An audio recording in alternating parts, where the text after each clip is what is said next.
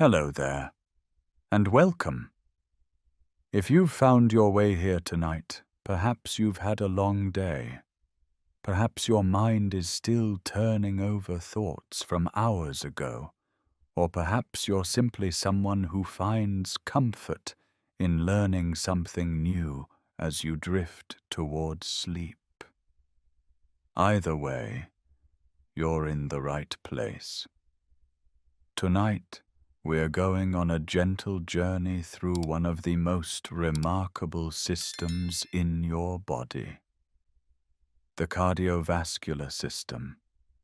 Your heart, your blood vessels, the blood itself, all working together in a quiet, rhythmic dance that began before you were born and continues now, even as you rest. You don't need to do anything but listen. Let your body settle into whatever position feels most comfortable.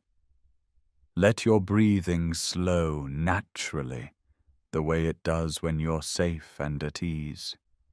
Because tonight, we're exploring something that never rests, something that works tirelessly on your behalf.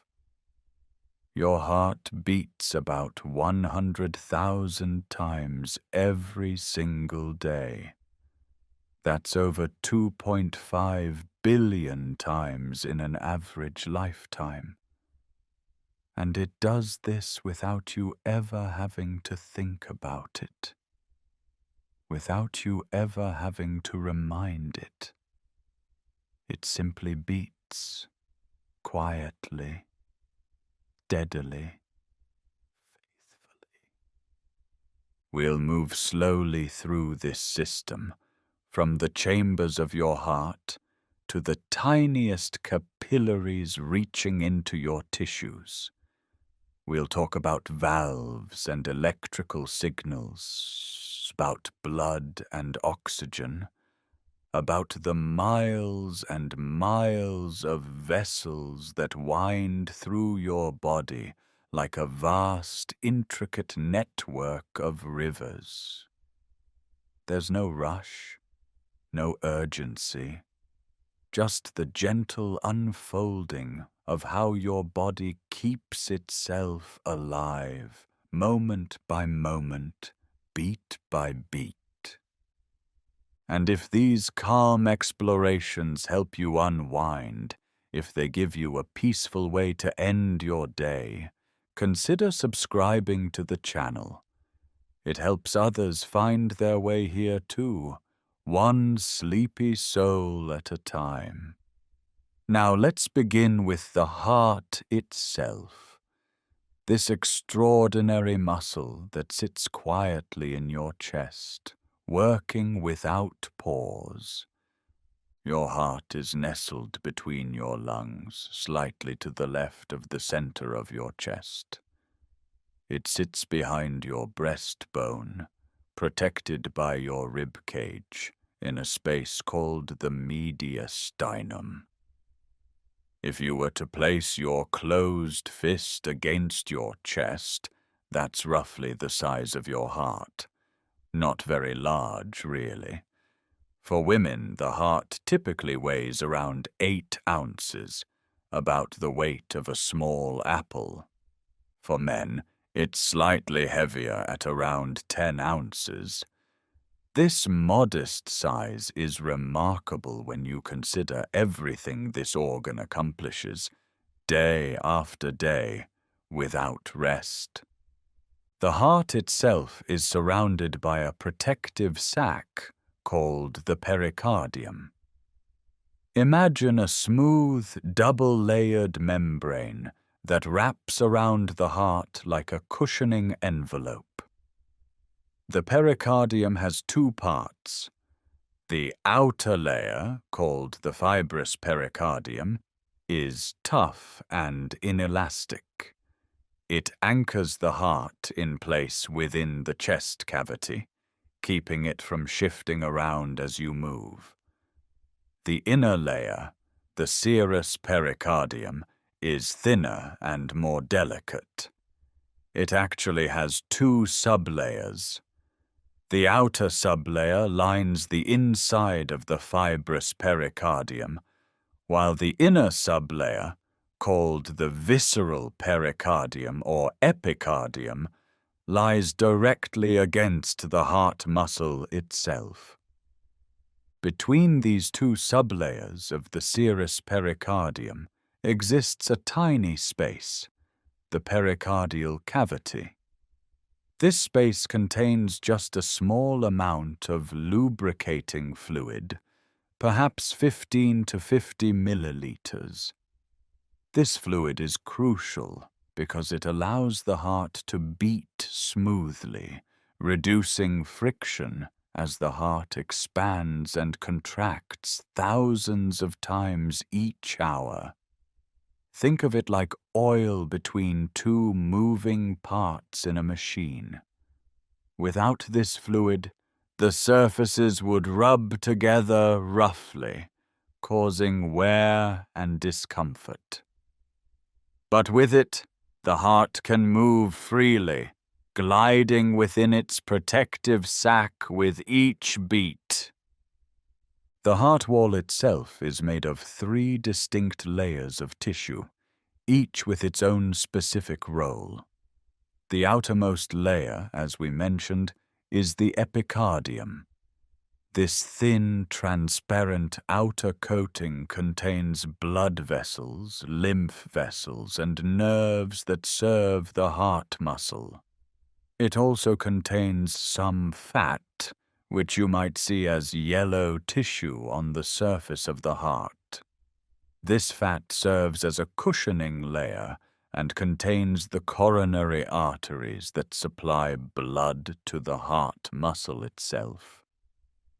Beneath the epicardium lies the myocardium, the thick muscular middle layer. This is the part of the heart that does the actual work of pumping. The myocardium is composed of cardiac muscle tissue, a specialized type of muscle found nowhere else in the body.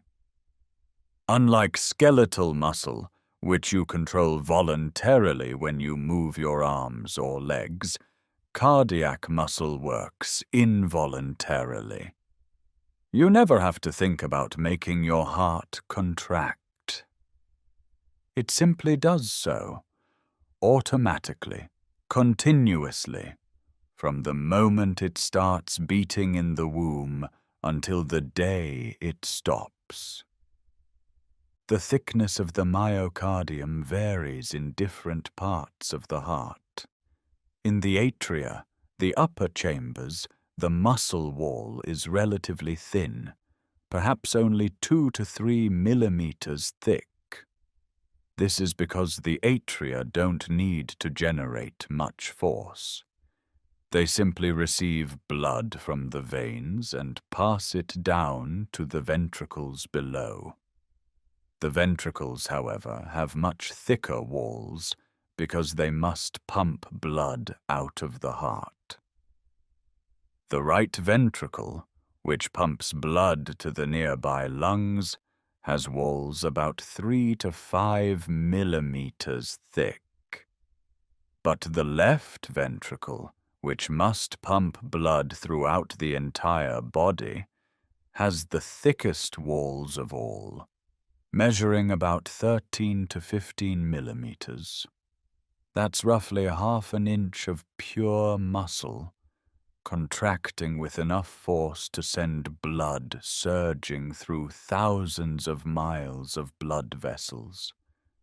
The innermost layer of the heart wall is called the endocardium. This is a smooth, thin lining that covers the inside surfaces of all the heart chambers and also forms the surface of the heart valves. The endocardium is made of a specialized type of tissue called endothelium, a single layer of flat cells that creates an incredibly smooth surface. This smoothness is important because it prevents blood from clotting as it flows through the heart. Blood cells glide along this slick surface without sticking, moving smoothly from chamber to chamber.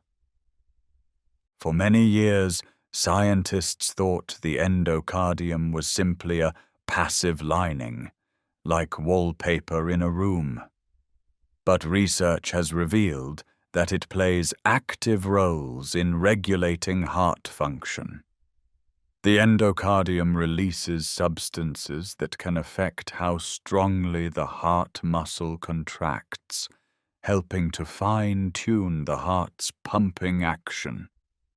It also influences the growth and repair of cardiac muscle throughout your life, responding to the demands placed on the heart and helping it adapt over time.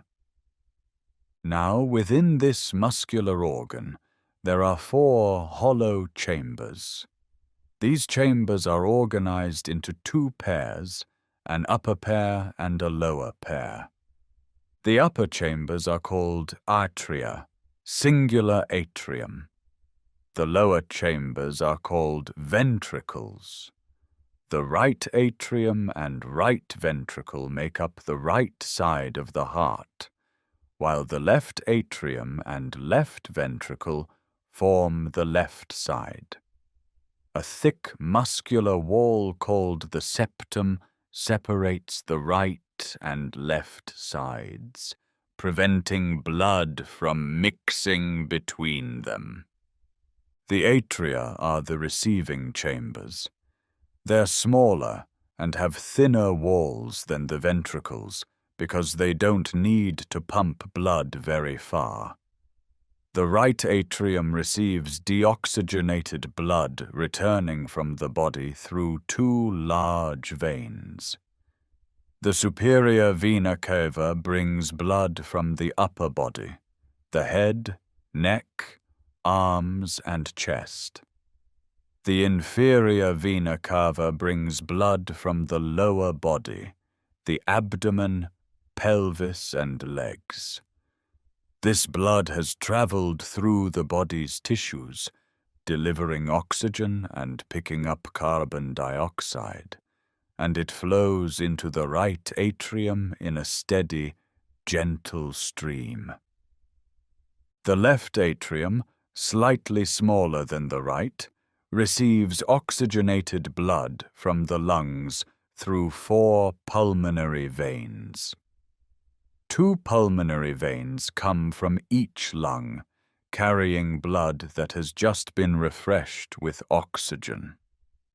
This bright red, oxygen-rich blood enters the left atrium, gradually between heartbeats.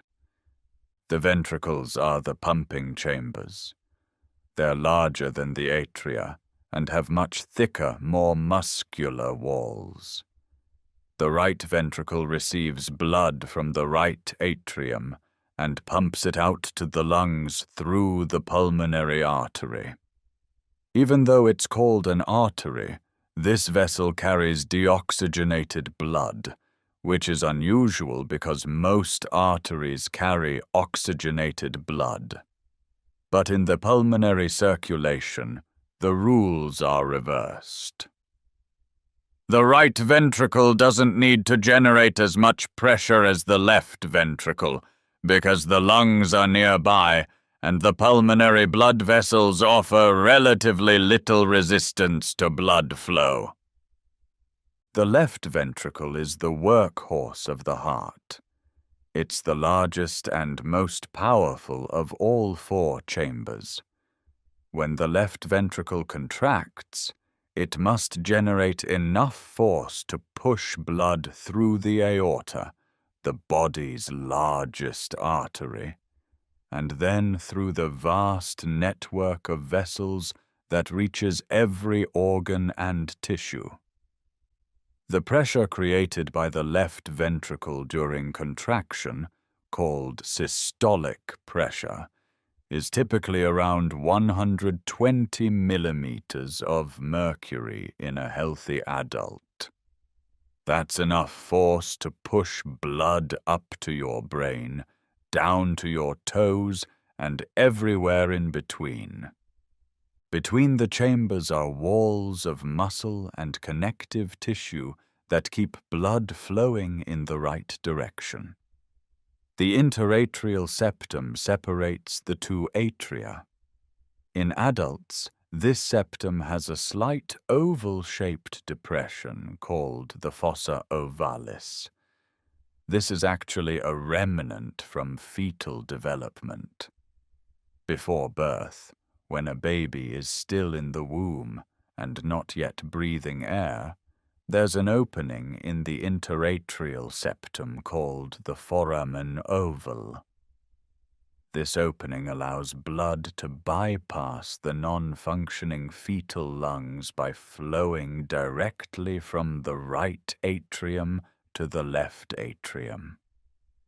But within moments after birth, when the baby takes its first breaths and the lungs fill with air, pressure changes in the heart cause a flap of tissue to seal this opening shut. The foramen ovale closes, and the normal pattern of circulation begins.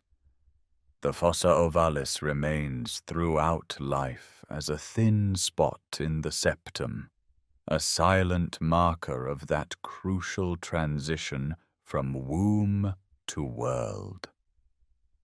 The interventricular septum separates the two ventricles. This wall is thick and muscular, reflecting the powerful forces at work on both sides. The interventricular septum isn't just a passive barrier. It actually participates in the heart's pumping action, contracting along with the ventricular walls to help squeeze blood out of both chambers simultaneously. The septum contains important parts of the heart's electrical conduction system, which we'll explore in detail soon. These specialized cells carry electrical signals that coordinate the ventricle's contractions. There's also a horizontal separation between the atria above and the ventricles below, called the atrioventricular septum. This isn't a complete wall like the other septa. Instead, it contains openings where blood flows from the atria down into the ventricles. These openings are guarded by valves, which we'll discuss shortly. The atrioventricular septum is reinforced with dense connective tissue called the cardiac skeleton, also known as the skeleton of the heart. The cardiac skeleton might sound strange. After all, the heart is made of soft muscle tissue, not bone. But this fibrous skeleton serves crucial functions.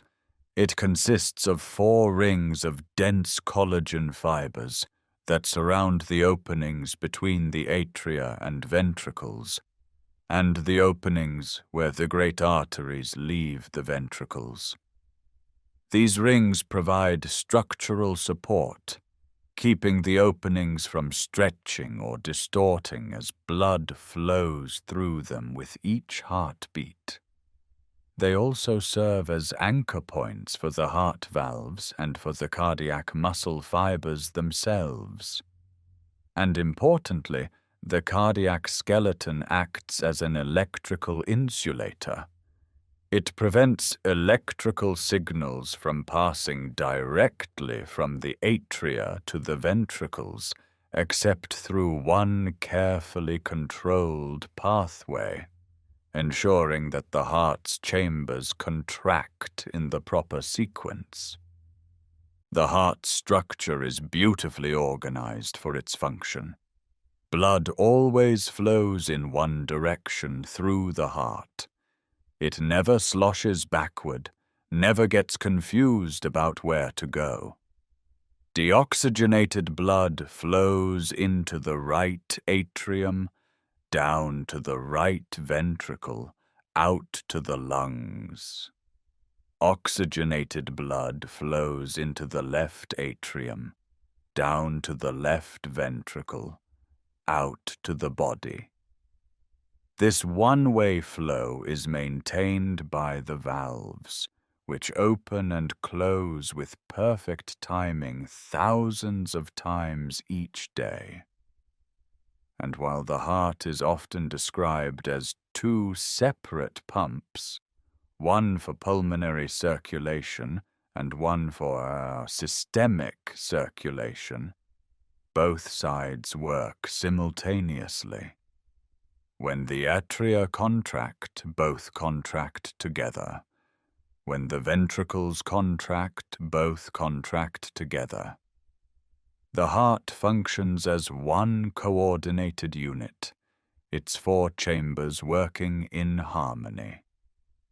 The position of the heart in your chest is carefully situated for protection and function. Most of the heart's mass sits to the left of your breastbone, which is why you might feel your heart beat more strongly on the left side of your chest.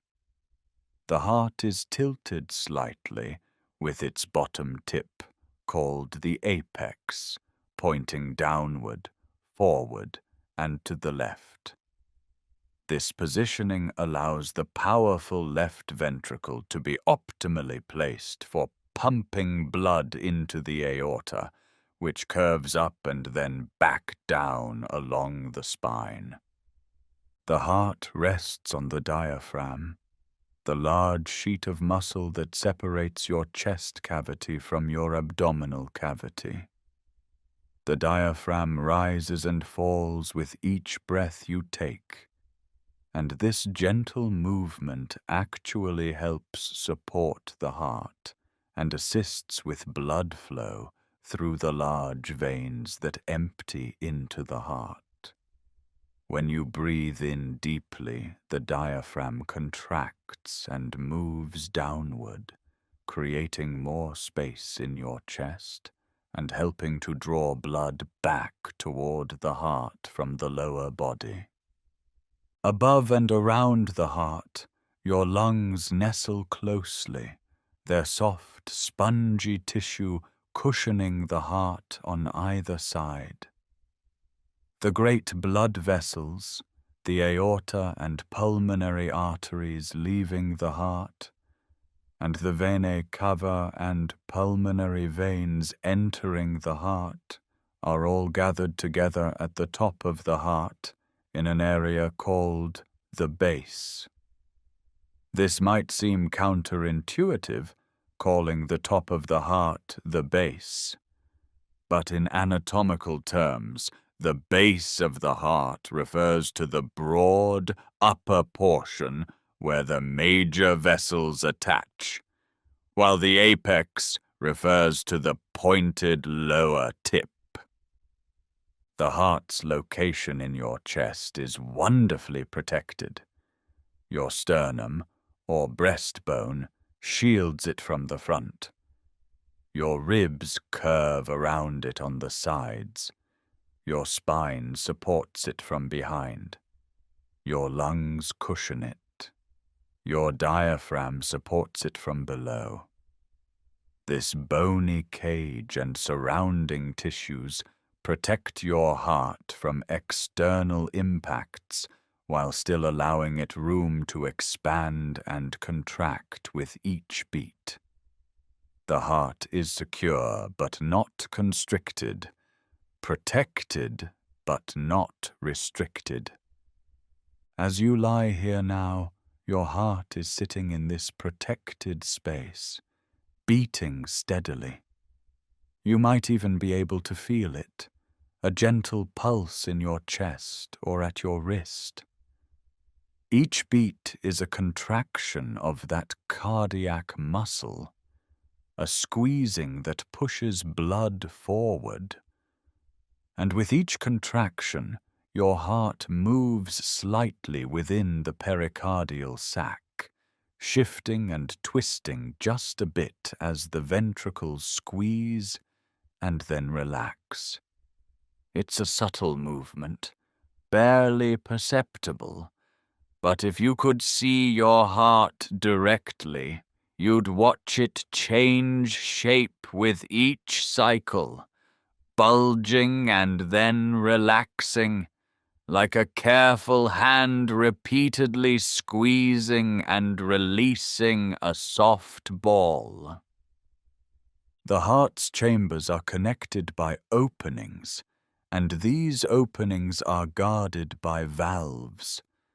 The valves are among the most crucial components of the cardiovascular system because they ensure that blood flows in only one direction through the heart.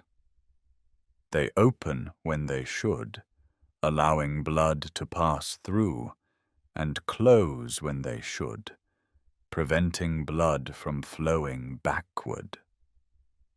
This one-way system is maintained entirely through changes in pressure within the chambers, with no conscious control required on your part. There are 4 valves in your heart. 2 of them, called atrioventricular valves, sit between the atria and ventricles. The other 2, called semilunar valves, guard the exits where blood leaves the ventricles and enters the great arteries. Each valve has a unique structure perfectly suited to its location and function. Let's start with the atrioventricular valves, often shortened to AV valves. On the right side of the heart, between the right atrium and right ventricle, sits the tricuspid valve. This valve has 3 flaps, or cusps, which is why it's called tricuspid, tri meaning 3. These 3 cusps are thin but strong sheets of tissue that extend down from the atrioventricular ring. Each cusp is roughly triangular in shape, with one edge attached to the ring and the other edges hanging free, able to move with the flow of blood. The edges of these cusps aren't completely free, though. They're tethered by thin, strong cords called chordae tendineae. These cords, whose name comes from Latin words meaning tendinous cords, look almost like the strings of a parachute. Each cord attaches to the edge of a valve cusp at one end and to a small muscle projection at the other end.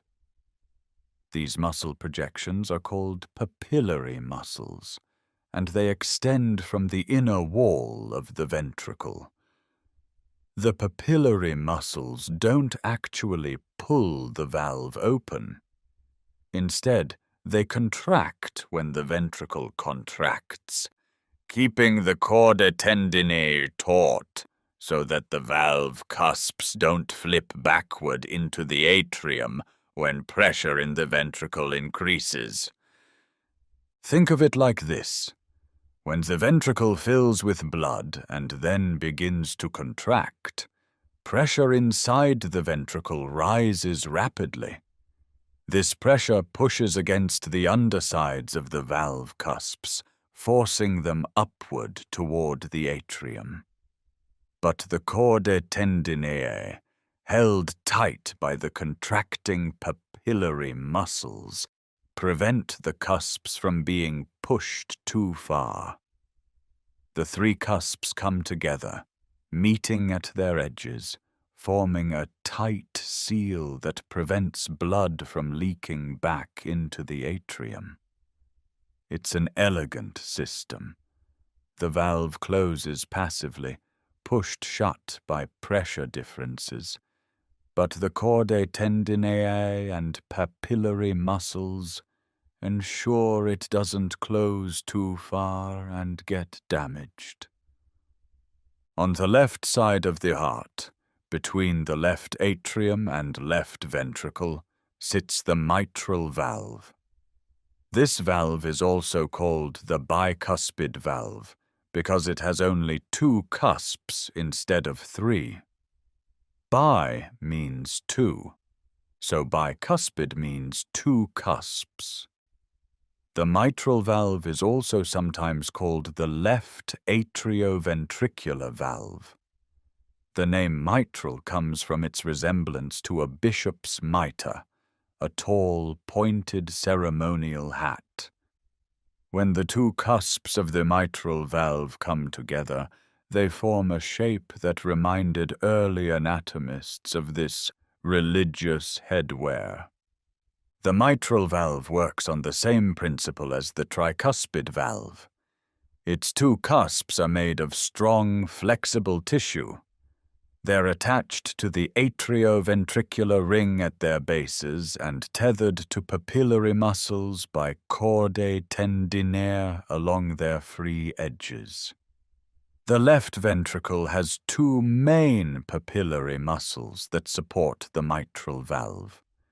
When the left ventricle fills with blood and then contracts, the 2 cusps of the mitral valve are forced upward by the increasing pressure. They meet along a line, creating a seal that prevents blood from flowing backward into the left atrium. The mitral valve must withstand tremendous pressures.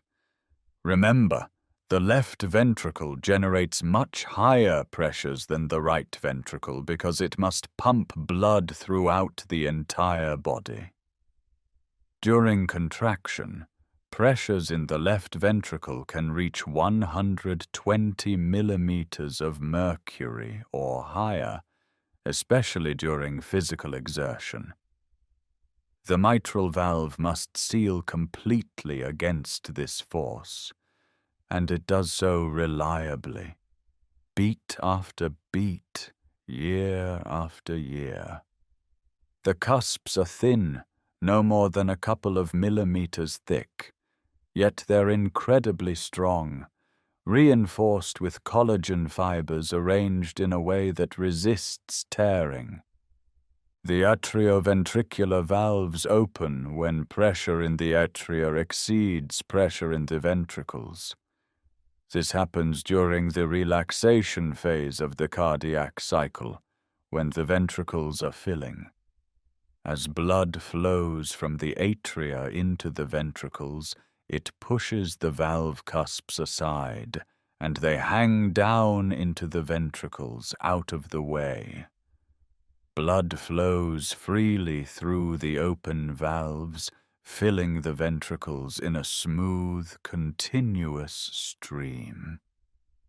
Then, when the ventricles contract, pressure inside them suddenly rises above the pressure in the atria, and the valve cusps are pushed upward, snapping shut.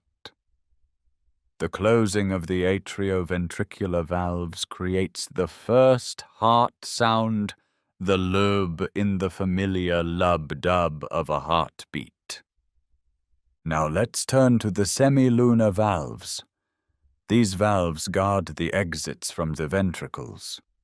The pulmonary valve sits at the opening between the right ventricle and the pulmonary artery, also called the pulmonary trunk. The valve sits at the opening between the left ventricle and the aorta. Both semilunar valves have 3 cusps, but their structure is different from the atrioventricular valves. The cusps of the semilunar valves are called semilunar cusps because of their half-moon shape. Semi means half, lunar refers to the moon, so semilunar means half-moon. Each cusp is a pocket-shaped flap of tissue that attaches to the wall of the artery. When the valve is closed, the 3 cusps come together in the center of the opening, their edges meeting to form a tight triangular seal. When the valve is open, the three cusps flatten back against the wall of the artery, creating a wide opening through which blood can flow freely. Semilunar valves don't have chordae tendineae or papillary muscles. They don't need them because of the way they're designed and the way pressure changes affect them. When the ventricle contracts, it generates high pressure that forces the semilunar cusps to open, flattening them against the artery wall. Blood rushes out of the ventricle and into the artery. Then, when the ventricle relaxes, pressure inside it drops rapidly. Blood in the artery, which is now at higher pressure than the relaxed ventricle, begins to flow backward toward the ventricle. But as this blood flows back, it fills the pockets of the semilunar cusps, causing them to balloon outward. The three filled cusps meet in the middle, forming a perfect seal that prevents blood from returning to the ventricle. It's a beautifully simple mechanism. The valve is passively opened by forward flow and actively closed by backward flow. The cusps are forced open by high pressure from the ventricle and automatically close when that pressure drops and blood tries to flow back. No muscles are needed to operate the valve. It works purely through pressure differences, responding instantly to changing conditions with each heartbeat. The pulmonary valve has three cusps arranged in a ring at the base of the pulmonary trunk. Just beyond the valve, the pulmonary trunk bulges slightly. This widened area is called the pulmonary sinus or pulmonary root. The three cusps attach around the circumference of this sinus. When the right ventricle contracts, blood surges through the open pulmonary valve and into the pulmonary trunk, heading toward the lungs. When the right ventricle relaxes, the pulmonary valve snaps shut, preventing blood from flowing back into the ventricle. The aortic valve sits at the junction between the left ventricle and the aorta. Just like the pulmonary valve, it has three cusps arranged around the opening. Just beyond the aortic valve, the aorta widens into a bulb called the aortic sinus or aortic root. This slight widening serves an important purpose. The coronary arteries, which supply blood to the heart muscle itself, branch off from the aorta right here, just above the aortic valve cusps. When the left ventricle contracts and blood rushes through the aortic valve, some of that blood immediately flows into the coronary arteries. Then, when the left ventricle relaxes and the aortic valve closes, blood in the aorta is momentarily stopped from flowing back into the ventricle. This creates a brief moment of increased pressure in the aortic root, and some of that pressurized blood flows into the coronary arteries, perfusing the heart muscle during the relaxation phase of the cycle. The closing of the semilunar valves creates the second heart sound, the dub in lub dub.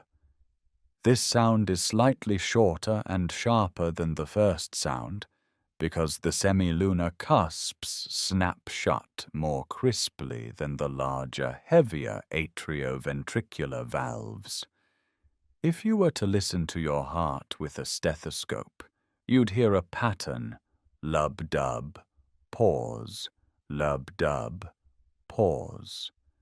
The pause between beats is the period when all four chambers are relaxed and filling with blood. During this quiet phase, no valves are opening or closing, no sounds are being made. It's a moment of rest between the coordinated actions of contraction and ejection. The valves themselves are made primarily of dense connective tissue, reinforced with collagen and elastic fibers arranged in layers. This gives them strength and flexibility.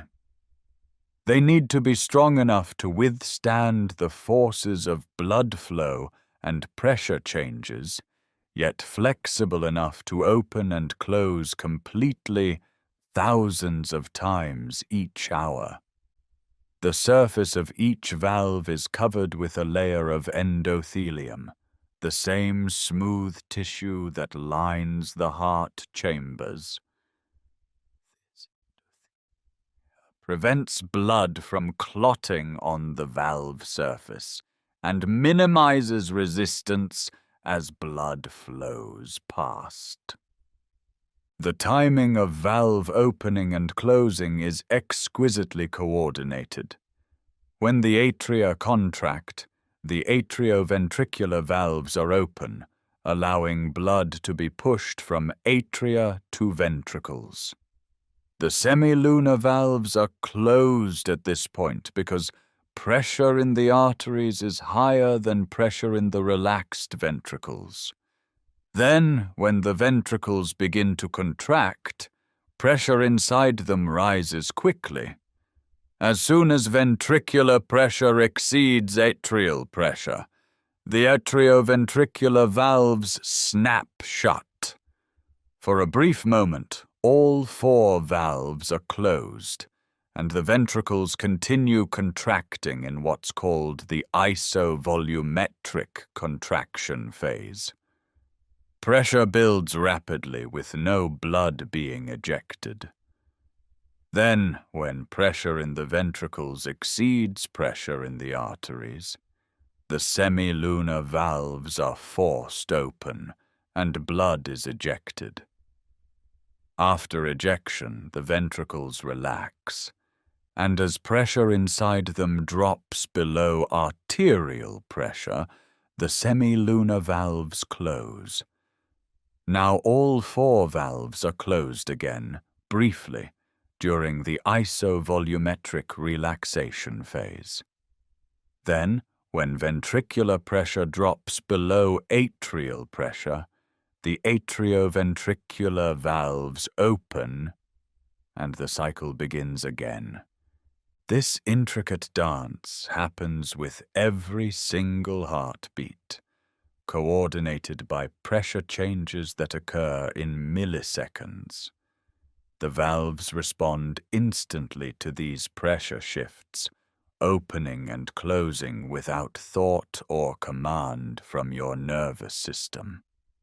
They're mechanical devices operating on pure physics, guided by the flow and pressure of blood. And they're remarkably durable. Over a typical lifetime of 70 or 80 years, each valve opens and closes more than 2.5 billion times. That's extraordinary reliability. Sometimes valves can develop problems. If a valve doesn't close completely, blood can leak backward through it, a condition called regurgitation or insufficiency. If a valve doesn't open fully, blood flow through it is restricted, a condition called stenosis. These problems can be congenital, present from birth, or they can develop later in life due to infection, disease, or wear and tear. But in a healthy heart, the valves work flawlessly, maintaining the one-directional flow of blood that keeps your body functioning. As you rest here now, your heart valves are opening and closing in perfect rhythm. The atrioventricular valves close, the semilunar valves open, blood rushes out. The semilunar valves close, the atrioventricular valves open, blood flows in. Over and over. Lub-dub, pause. Lub-dub, pause. A rhythm that began before you were born and continues now without any conscious effort from you. It's one of the quiet miracles happening inside your body right now as you drift toward sleep. Your heart muscle is remarkable, but cardiac muscle doesn't just contract on its own randomly. It needs to be told when to contract, and that instruction comes in the form of an electrical signal. The heart has its own built-in electrical system, a network of specialized cells that generate and conduct electrical impulses through the heart muscle, telling it when and how to beat. This system works automatically, coordinating the contractions of all 4 chambers with split-second precision. And it operates without any conscious control, day and night, from before birth until death. At the top of the right atrium, near where the superior vena cava enters, there's a small cluster of specialized cells called the sinoatrial node. This is usually abbreviated as the SA node, where SA stands for sinoatrial. You'll often hear doctors and medical professionals refer to it simply as the SA node. The SA node is often called the heart's natural pacemaker because it generates the electrical signals that set the pace of the heartbeat. This tiny structure is only about 15 millimeters long, roughly the length of a staple, and about 4 millimeters wide. It sits at the junction between the right atrium's upper wall and the opening of the superior vena cava, embedded in the heart muscle. The cells in the SA node are special. Unlike regular cardiac muscle cells, which wait to be stimulated before they contract, SA node cells can depolarize spontaneously. They don't stay at rest. They have an unstable resting membrane potential that gradually drifts upward on its own until it reaches a threshold, at which point the cell fires an electrical impulse. As soon as one impulse is finished, the cell immediately begins drifting toward the threshold again, automatically preparing to fire the next impulse. This self-excitation happens rhythmically, about 60 to 100 times per minute in a resting adult. These spontaneous electrical impulses spread outward from the SA node through the right atrium like ripples spreading across a pond. The electrical signal travels from cell to cell, conducted through special connections between adjacent cardiac muscle cells called gap junctions. Gap junctions allow electrical current to flow directly from one cell to the next, so when one cell depolarizes and contracts, it triggers the neighboring cells to depolarize and contract as well. The signal spreads rapidly through the right atrium, causing all the muscle cells in that chamber to contract nearly simultaneously. From the right atrium, The electrical wave spreads to the left atrium as well, traveling across a band of tissue that connects the two atria. Both atria contract together, squeezing blood down through the open atrioventricular valves and into the ventricles. This atrial contraction, sometimes called the atrial kick, contributes the final 20 to 30% of ventricular filling. Now, you might think the electrical signal would continue spreading directly from the atria into the ventricles. But it doesn't. The cardiac skeleton, that ring of dense connective tissue we discussed earlier, acts as an electrical insulator. Electrical signals cannot pass through it. This means the only way for the electrical impulse to get from the atria to the ventricles is through a specific pathway designed for this purpose. This pathway begins at the atrioventricular node, which is abbreviated as the AV node. It's for ventricular. It sits between the atria and ventricles. The AV node is located in the lower part of the right atrium, near the septum that separates the two atria. It sits just above the tricuspid valve, close to the opening of the coronary sinus, a large vein that drains blood from the heart muscle itself. The AV node is a small, spindle-shaped cluster of cells, about 5 millimeters long and 5 millimeters wide, roughly the size of the tip of a ballpoint pen. When the electrical wave from the SA node reaches the AV node, something interesting happens. The signal is delayed. Conduction through the AV node is deliberately slow, taking about 120 milliseconds to pass through. This delay is crucial because it ensures that the atria have time to finish contracting and fully empty their blood into the ventricles before the ventricles begin to contract. Without this delay, the atria and ventricles would contract simultaneously, and blood would not flow efficiently from one chamber to the next. The AV node acts as a gatekeeper, receiving the signal from the atria, pausing briefly, and then passing it along to the ventricles at just the right moment. From the AV node, the electrical signal enters a structure called the bundle of His, also known as the atrioventricular bundle.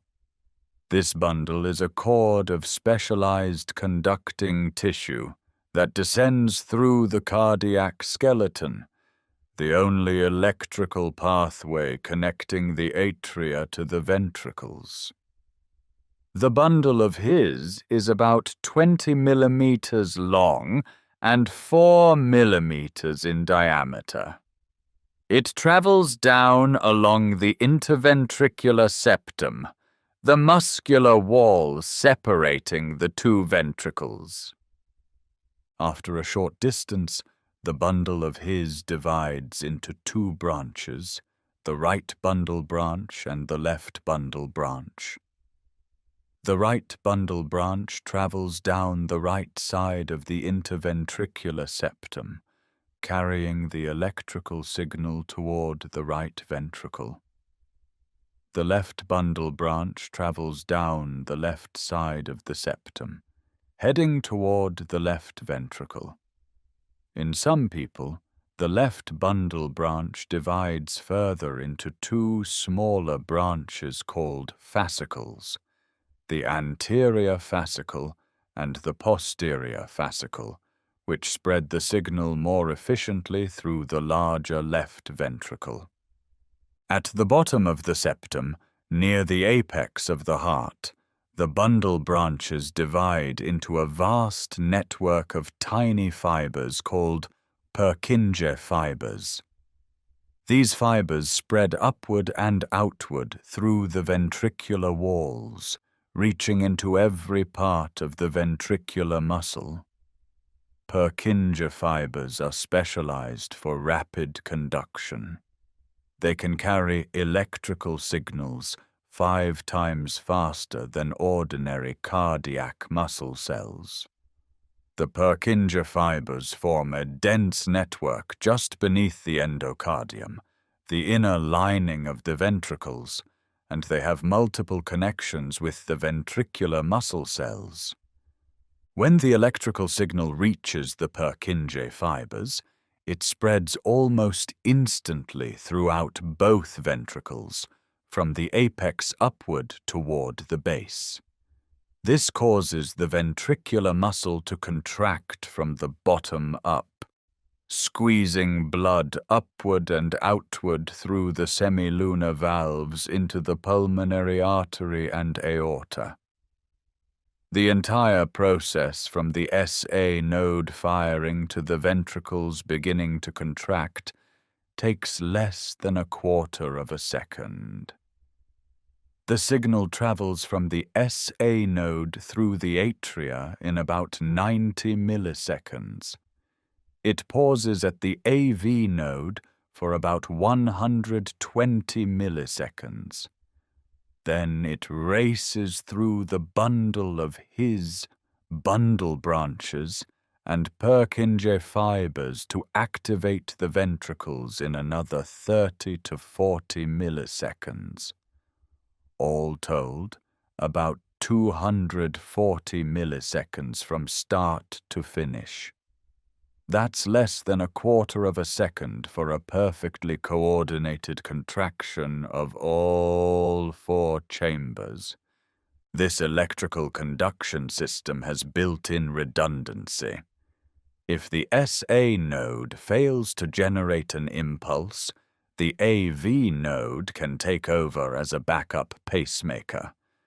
AV node cells can also depolarize spontaneously, though at a slower rate, typically 40 to 60 beats per minute, instead of the SA node's 60 to 100.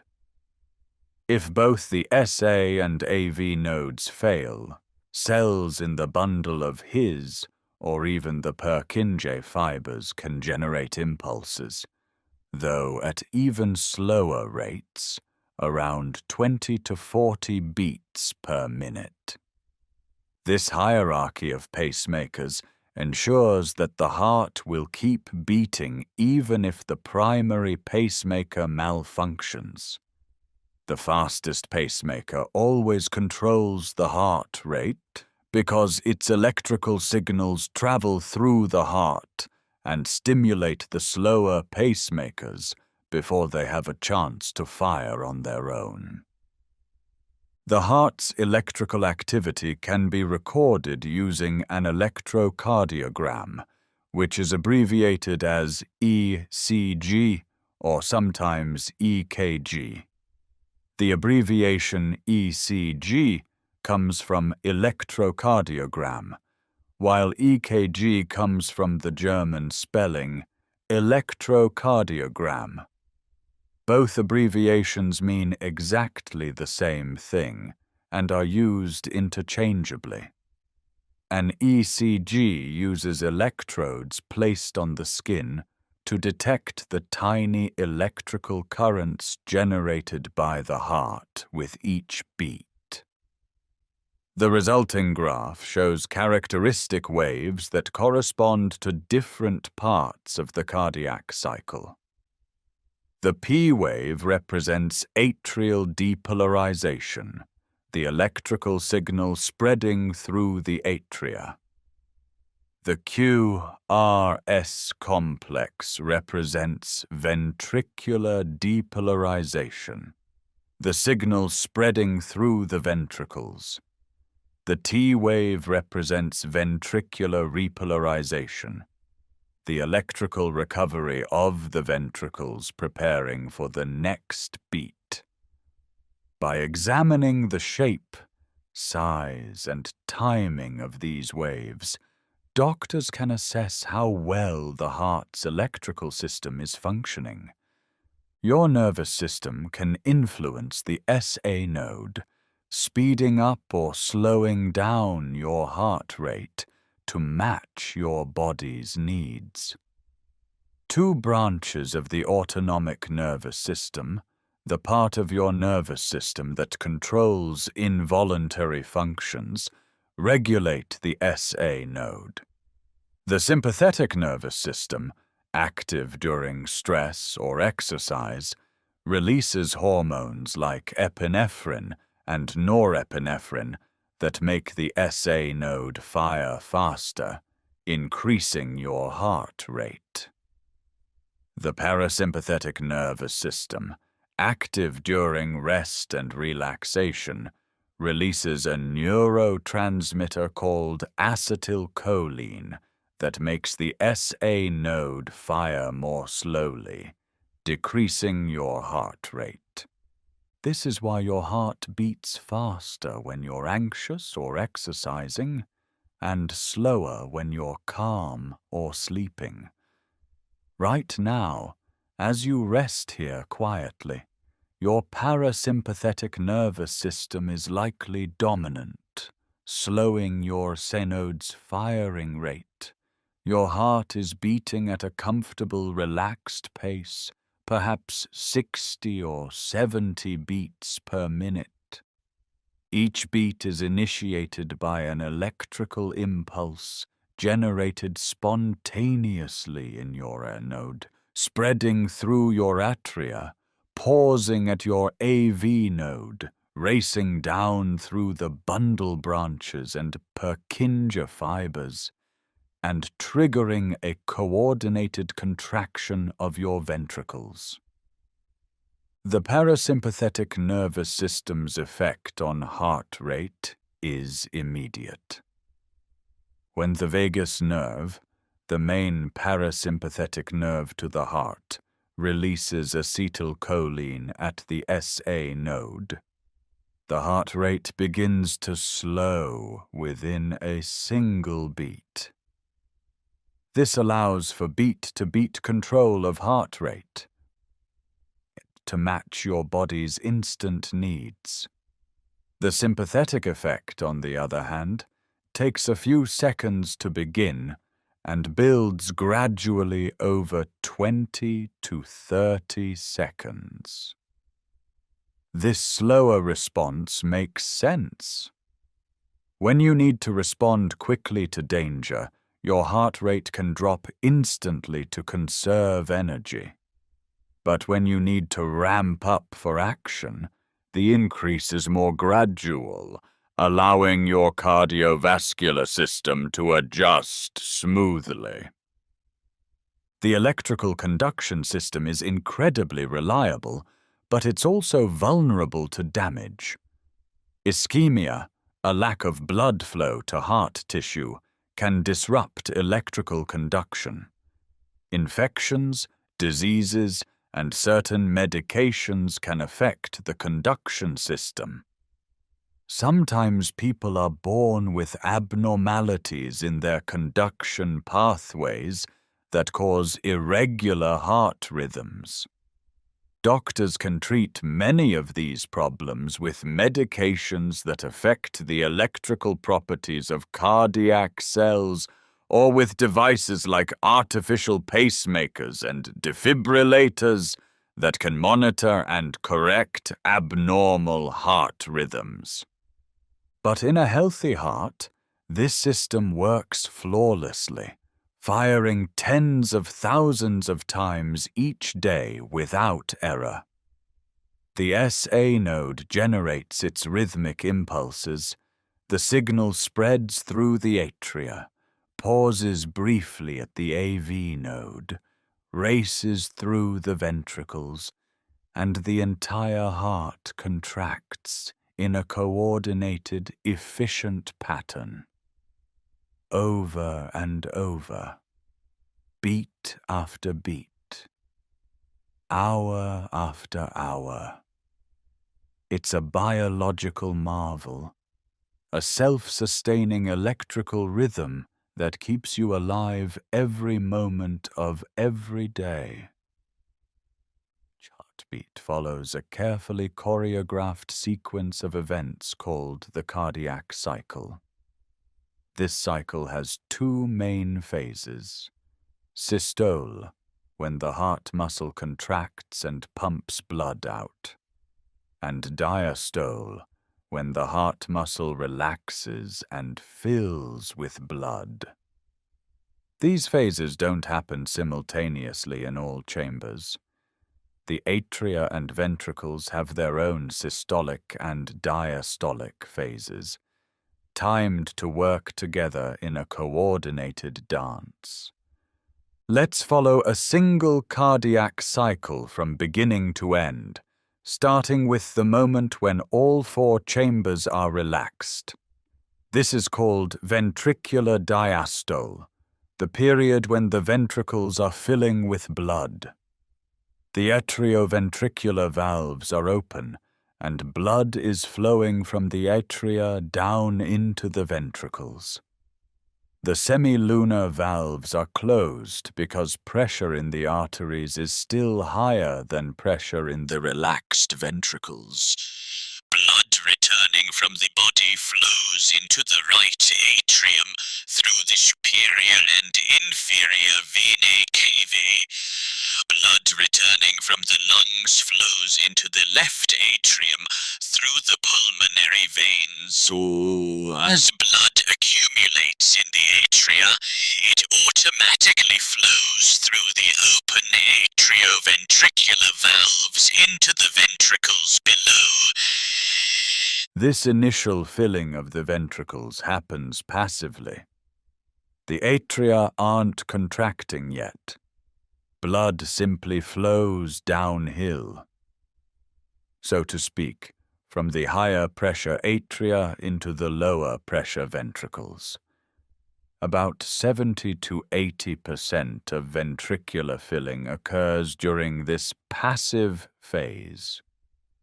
The ventricles are elastic chambers that expand as they fill, much like a balloon filling with water. As blood flows in, the ventricular walls stretch slightly, accommodating the increasing volume.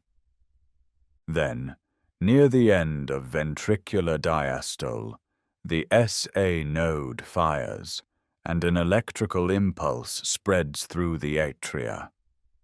This triggers atrial systole, the contraction of the atria. When the atria contract, they squeeze, pushing the remaining blood in their chambers down through the still open atrioventricular valves into the ventricles. This atrial contraction contributes the final 20 to 30% of ventricular filling. It's sometimes called the atrial kick, because it gives the ventricles one last boost of blood before they contract. The ventricles are fully filled. The right ventricle contains about 70 to 80 milliliters of blood. The left ventricle contains a similar amount.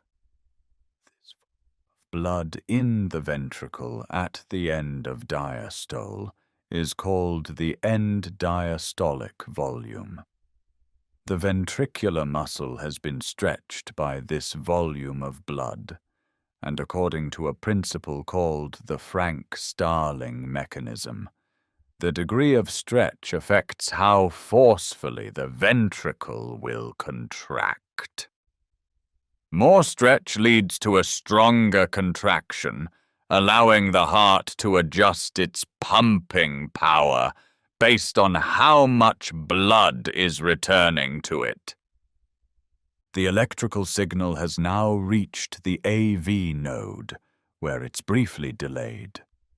Then it rushes through the bundle of His, down the bundle branches, and out through the Purkinje fibers. the ventricles begin to contract. This is ventricular systole. As the ventricular muscle starts to contract, pressure inside the ventricles begins to rise. Within milliseconds, ventricular pressure exceeds atrial pressure, and the atrioventricular valves slam shut. The closing of these valves creates the first heart sound, the lube. The valve cusps come together, the chordae tendineae pull taut, and blood is prevented from flowing back into the atria. For a brief moment, typically about 50 milliseconds, all 4 heart valves are closed. The atrioventricular valves have just shut, but the semilunar valves haven't opened yet because pressure in the ventricles, though rising, is still lower than pressure in the arteries. During this phase, called isovolumetric contraction, the ventricles are contracting with all valves closed. No blood is leaving the ventricles, so the volume inside them stays constant. Hence the term isovolumetric, meaning same volume. But pressure is building rapidly as the muscle walls squeeze inward. As soon as pressure in the right ventricle exceeds pressure in the pulmonary artery, the pulmonary valve is forced open.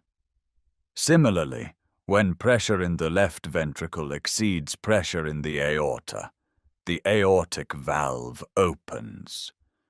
Now blood begins to rush out of the ventricles. This is called the ejection phase of systole. Blood surges through the open semilunar valves into the pulmonary artery and aorta. The ventricles don't empty completely. They eject about 60 to 70% of their contents, leaving some blood behind. The amount of blood ejected from each ventricle with each beat is called the stroke volume, typically around 70 milliliters in a resting adult. The initial part of ejection is rapid.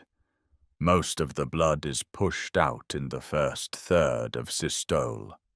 Then ejection slows as the ventricular muscle begins to relax.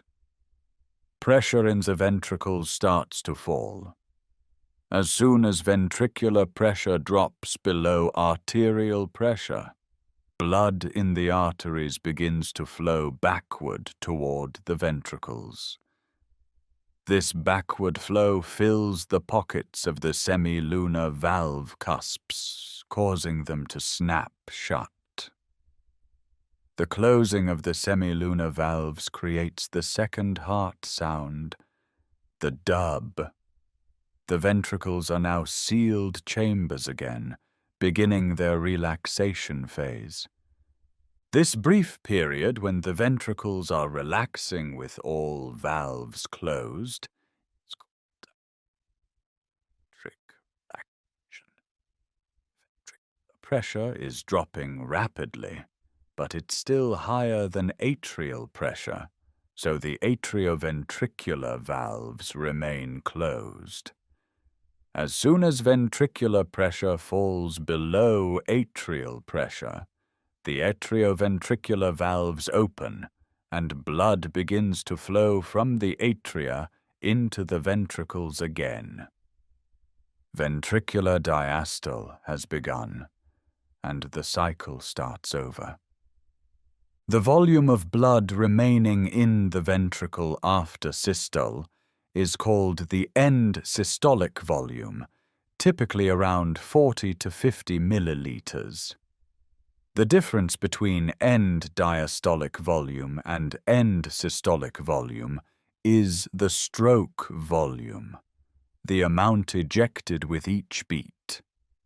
If we multiply stroke volume by heart rate, the number of beats per minute, we get cardiac output, the total volume of blood pumped by each ventricle per minute. At rest, with a stroke volume of 70 milliliters and a heart rate of 70 beats per minute, cardiac output is about 4,900 milliliters per minute, or roughly 5 liters per minute. That means your entire blood volume passes through your heart once every minute. During exercise or stress, cardiac output can increase dramatically, sometimes to 20 or 25 liters per minute in trained athletes.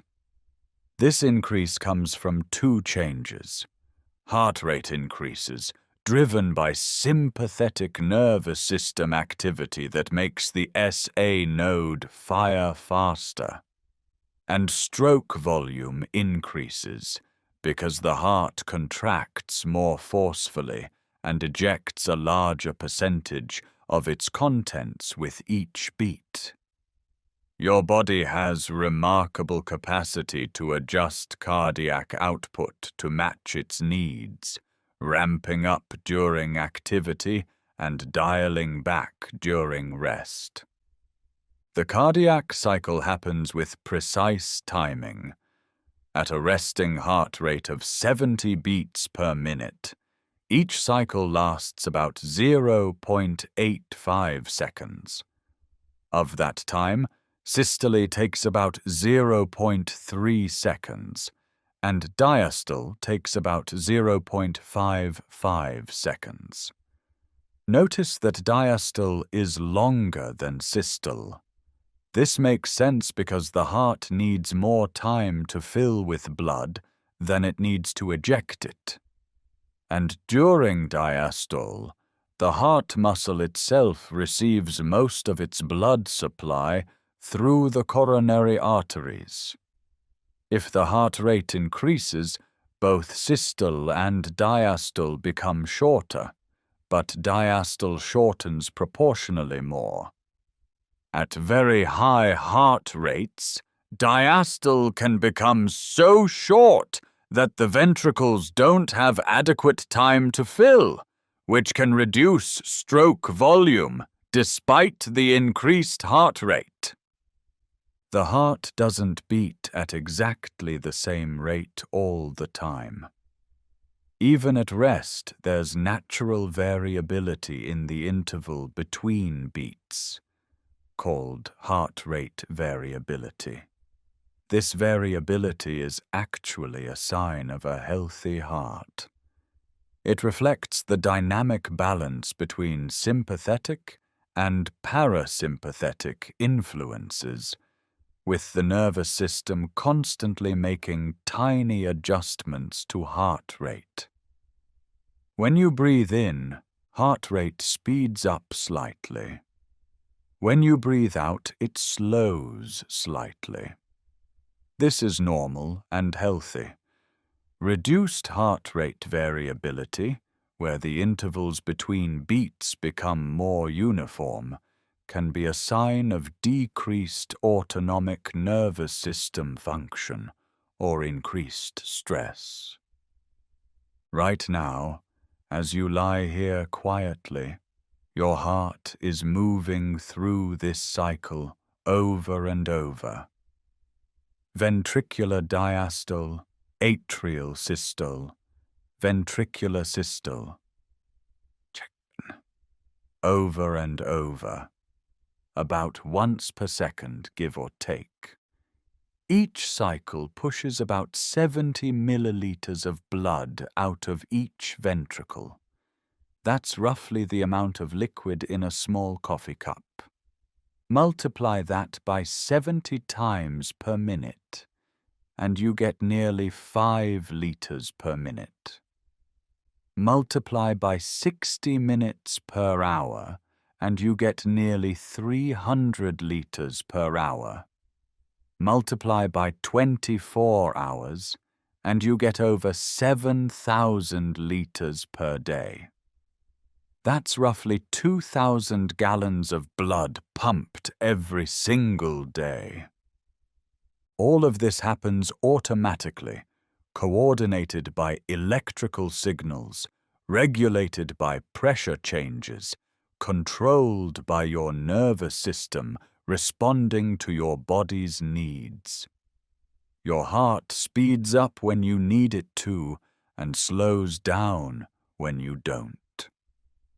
It pumps more forcefully during exercise and more gently during rest. And it does all of this without you having to think about it, without you having to remember to make it beat. It simply beats, quietly, steadily, reliably. The heart would be useless without a vast network of tubes to carry blood throughout your body. These tubes, called blood vessels, form an intricate system that reaches every tissue, every organ, every cell.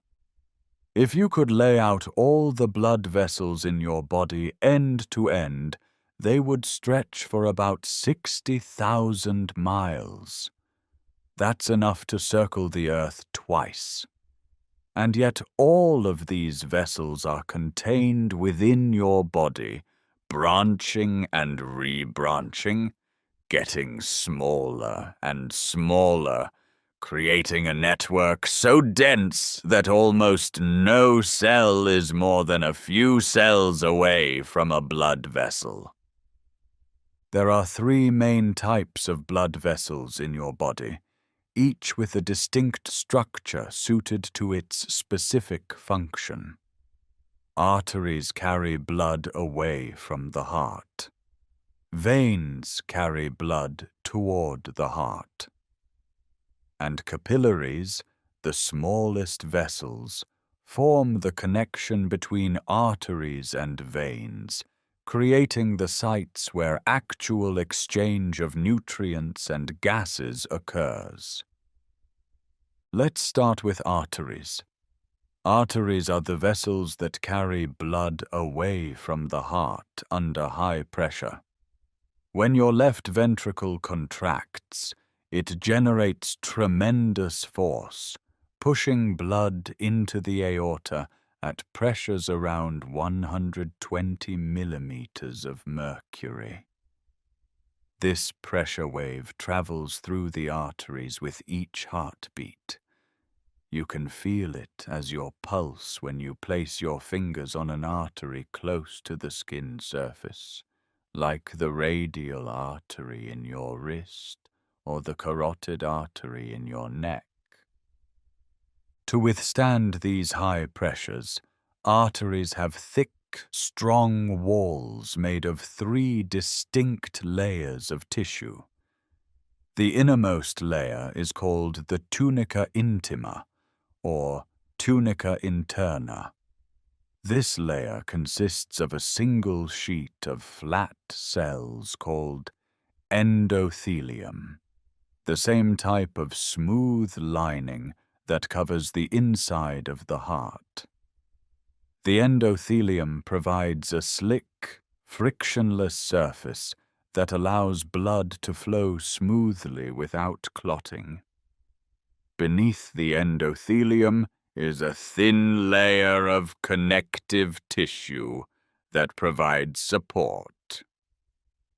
The middle layer of an arterial wall is called the tunica media. This is the thickest layer, and it's what gives arteries their strength and elasticity. The tunica media is made primarily of smooth muscle cells arranged in circular layers around the vessel, along with elastic fibers made of a protein called elastin. The smooth muscle cells can contract or relax in response to signals from the nervous system or to local chemical signals. When they contract, they narrow the diameter of the artery, a process called vasoconstriction. When they relax, the artery widens, called vasodilation. This ability to change diameter allows arteries to regulate blood flow to different parts of the body based on need. The elastic fibers in the tunica media are crucial for handling the pressure pulses that come with each heartbeat. When the ventricle contracts and blood surges into an artery, the arterial wall stretches, expanding to accommodate the sudden influx of blood. The elastic fibers are stretched like rubber bands. Then, when the ventricle relaxes and no more blood is being pushed in, the stretched arterial wall recoils, springing back to its original size. This recoil pushes blood forward through the vessel even between heartbeats, helping to maintain continuous blood flow. It also converts the pulsatile flow coming from the heart into a steadier flow in the smaller vessels downstream. The outermost layer of an arterial wall is called the tunica externa, or tunica adventitia. This layer is made of tough connective tissue containing collagen fibers, which provide additional strength and help anchor the artery to surrounding tissues. The tunica externa also contains tiny blood vessels called vasa vasorum, which means vessels of the vessels. These small vessels supply blood to the cells in the arterial wall itself.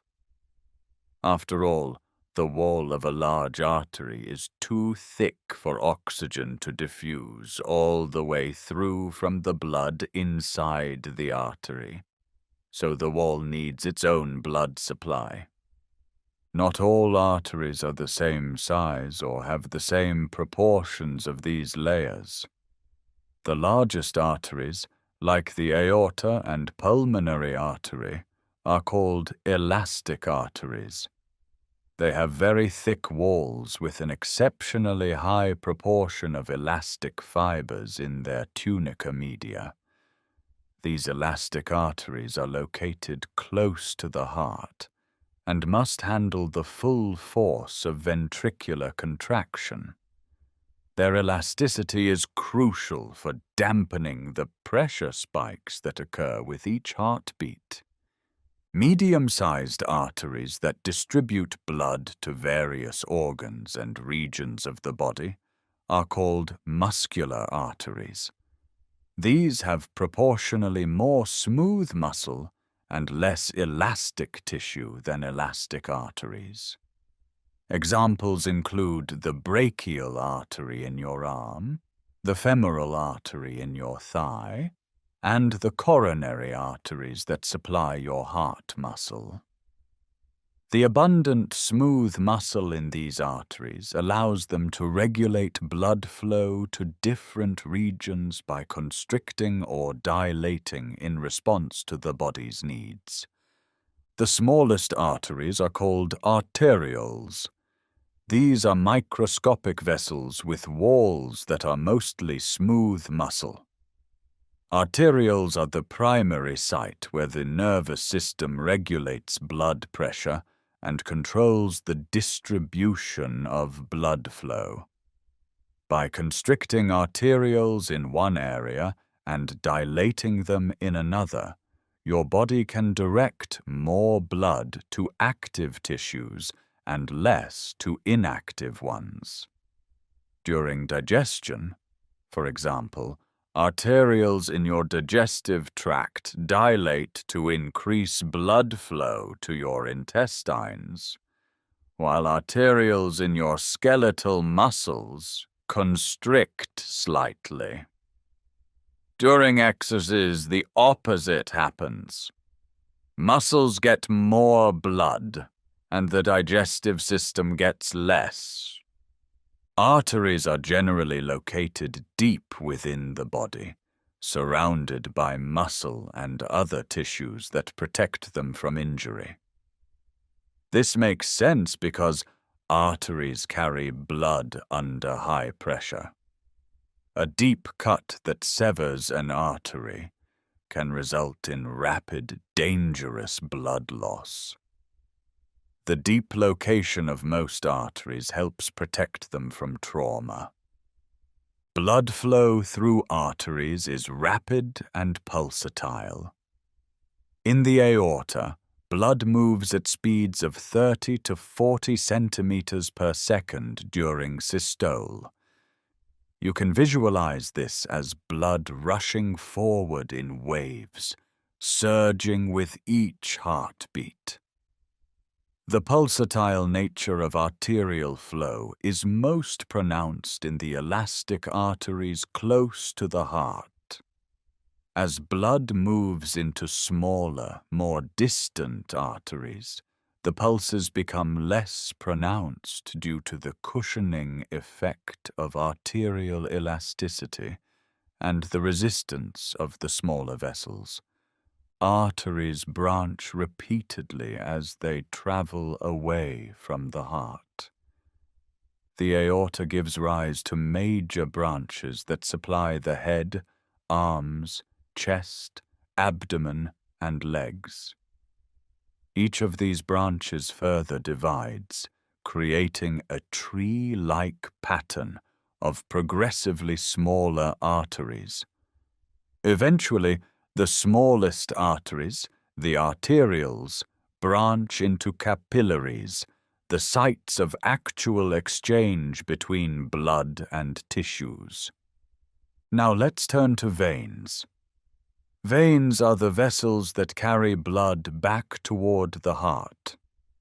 After blood passes through the capillaries, delivering oxygen and nutrients to tissues and picking up carbon dioxide and waste products, it enters the venous system for the return journey. Unlike arteries, veins carry blood under low pressure. By the time blood has passed through the arterioles and capillaries, much of the pressure generated by the heart has been dissipated by friction and resistance in the small vessels. Because they operate under low pressure, veins don't need walls as thick or as strong as arteries. Like arteries, veins have 3 layers: tunica intima, tunica media, and tunica externa, but the proportions are different. The tunica media in veins is much thinner, with less smooth muscle and less elastic tissue. The overall wall of a vein is thinner and less rigid than an artery of comparable size. Compressed by surrounding tissues. The thin walls and low pressure of veins allow them to serve another important function beyond just transporting blood. Veins act as blood reservoirs, holding a large volume of blood that can be mobilized when needed. At any given moment, about 60 to 70% of your total blood volume is in your veins. Only about 15% is in your arteries, and the rest is in your capillaries and heart. This large reservoir in the veins provides a buffer. When you suddenly need more blood, for instance when you stand up quickly or start exercising, veins can constrict slightly, pushing their stored blood back toward the heart to increase cardiac output. Because venous pressure is low, veins face a challenge that arteries don't. Blood in your legs, for example, must travel upward against gravity to return to your heart. How does it do this without the strong driving pressure, that arteries have. Veins use several mechanisms. First, many veins, especially those in the limbs, contain one-way valves. These valves are formed by folds of the tunica intima that project into the lumen of the vein, creating flaps that look like pockets. The valves are arranged so that blood can flow toward the heart, but not away from it. When blood tries to flow backward, it fills the pockets of the valves, pushing them closed and blocking the backward flow. These valves work in conjunction with the skeletal muscle pump. When you walk or move your legs, your skeletal muscles contract and relax rhythmically. These contractions squeeze the veins that run through the muscles. When a vein is squeezed, blood inside it is pushed in both directions, but the valves ensure that it can only move toward the heart. The segment of vein below a valve fills with blood, and when the muscle contracts again, that blood is pushed upward past the next valve. This stepwise movement helps propel blood back to the heart, even against gravity. Your breathing also helps move blood through veins. When you inhale, your diaphragm contracts and moves downward, increasing pressure in your abdominal cavity and decreasing pressure in your thoracic cavity where your heart and lungs are located. This pressure difference helps squeeze blood out of abdominal veins and pull blood into thoracic veins near the heart. Each breath you take acts as a gentle pump assisting the return of venous blood. Veins are generally located closer to the body surface than arteries. If you look at the inside of your wrist or the back of your hand, you can probably see veins as bluish lines beneath your skin. This superficial location makes veins accessible for medical procedures like drawing blood or administering intravenous medications. It also means veins are more vulnerable to injury. But because they carry blood under low pressure, bleeding from a cut vein is usually slower and easier to control than bleeding from a cut artery. Blood flow through veins is steady and non-pulsatile. There's no surge with each heartbeat as there is in arteries. Blood simply flows smoothly, pushed along by the pumping actions of muscles and breathing, pulled forward by the suction created when the heart relaxes and fills. The flow is slower than in arteries. In the vena cava, the large veins that empty into the right atrium, blood moves at speeds of only about 10 to 15 centimeters per second, much slower than the 30 to 40 centimeters per second in the aorta. Just as arteries branch into progressively smaller vessels, veins merge into progressively larger vessels. Tiny venules, the smallest veins, collect blood from capillaries. Venules merge to form small veins, which merge to form medium veins, which merge to form large veins. Eventually, all the veins in your body drain into one of two large vessels. The superior vena cava collects blood from your head, neck, arms, and upper chest. The inferior vena cava collects blood from your lower chest, abdomen, pelvis, and legs. Both of these vessels empty into the right atrium of your heart. There's an interesting exception to the usual rules about arteries and veins. In pulmonary circulation, the roles are reversed. The pulmonary arteries, despite being arteries, carry deoxygenated blood from the right ventricle to the lung. The pulmonary veins carry oxygenated blood from the lungs back to the left atrium.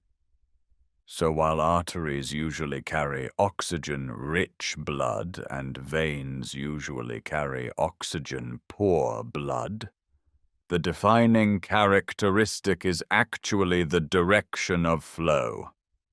Arteries always carry blood away from the heart, whether that blood is oxygenated or not. Carry blood toward the heart. Now we come to capillaries, the smallest and most numerous blood vessels in your body. Capillaries are where the actual business of the cardiovascular system takes place. They're the sites where oxygen and nutrients leave the blood and enter the tissues, and where carbon dioxide and waste products leave the tissues and enter the blood. Arteries and veins are really just transportation systems, highways for moving blood around. But capillaries are where the exchange happens. Capillaries are extraordinarily tiny. They range from 5 to 10 micrometers in diameter. A micrometer is 1,000th of a millimeter. To put this in perspective, a human hair is about 70 micrometers in diameter, so capillaries are much narrower than a hair. In fact, they're so narrow that red blood cells, which are about 7 to 8 micrometers in diameter, must squeeze through them in single file, deforming their shape to fit. The wall of a capillary is as simple as a blood vessel can be. It consists of just a single layer of endothelial cells, the same flat cells that line arteries and veins. There is no tunica media, no smooth muscle, no elastic tissue. Just one cell layer, typically less than 1 micrometer thick. This extreme thinness is essential because it allows for rapid diffusion of gases and small molecules between the blood and the surrounding tissue fluid. Capillaries form vast networks called capillary beds that permeate every tissue in your body except for a few specialized areas like the cornea of the eye, cartilage, and the outer layer of skin. In metabolically active tissues like skeletal muscle, heart muscle, liver, and kidneys, capillary beds are exceptionally dense. Every cell in these tissues is within just a few micrometers of a capillary. In less active tissues like bone or fat, capillaries are more sparsely distributed. Blood flow through capillaries is controlled by arterioles and by small rings of smooth muscle called precapillary sphincters located at the entrances to capillary beds. When an arteriole constricts, less blood flows into the capillaries it supplies. When precapillary sphincters contract, they close off individual capillaries. This allows the body to precisely control which tissues receive blood at any given moment. During exercise, precapillary sphincters in muscle tissue relax, opening up more capillaries and increasing blood flow to active muscles. At rest, many of these capillaries are closed, and blood bypasses them through larger vessels. Blood moves very slowly through capillaries, much slower than through arteries or veins. This slow movement, typically about 1 millimeter per second, is crucial because it gives time for exchange to occur.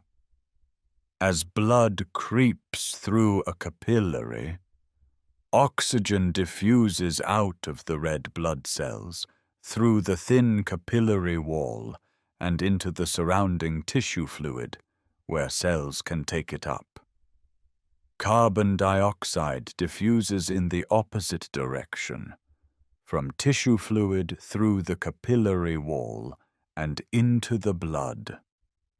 Nutrients like glucose and amino acids also diffuse out of the capillaries, while waste products like urea diffuse in.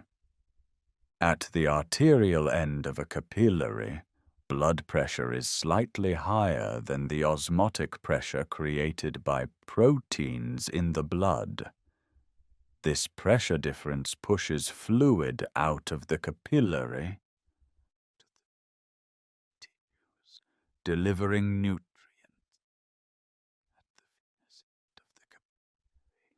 At the pressure has dropped. Osmotic pressure becomes dominant, pulling fluid back into the capillary with dissolved waste products. Not all the fluid returns to the capillaries. The excess tissue fluid is collected by lymphatic vessels, a parallel system of drainage that eventually returns the fluid to the bloodstream. There are several types of capillaries with slightly different structures suited to different functions. Continuous capillaries, the most common type, have endothelial cells that form a complete, uninterrupted lining. Small gaps between adjacent cells allow tiny molecules to pass through, but larger molecules and cells are retained in the blood. These capillaries are found in muscle, skin, and the nervous system. Fenestrated capillaries have small pores, or fenestrations, in their endothelial cells. These pores make the capillaries more permeable, allowing larger molecules to pass through more easily.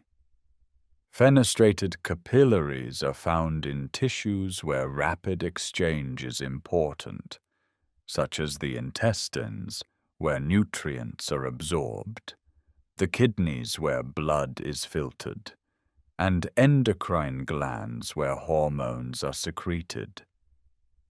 Sinusoidal capillaries, or sinusoids, have large gaps between endothelial cells and a discontinuous basement membrane.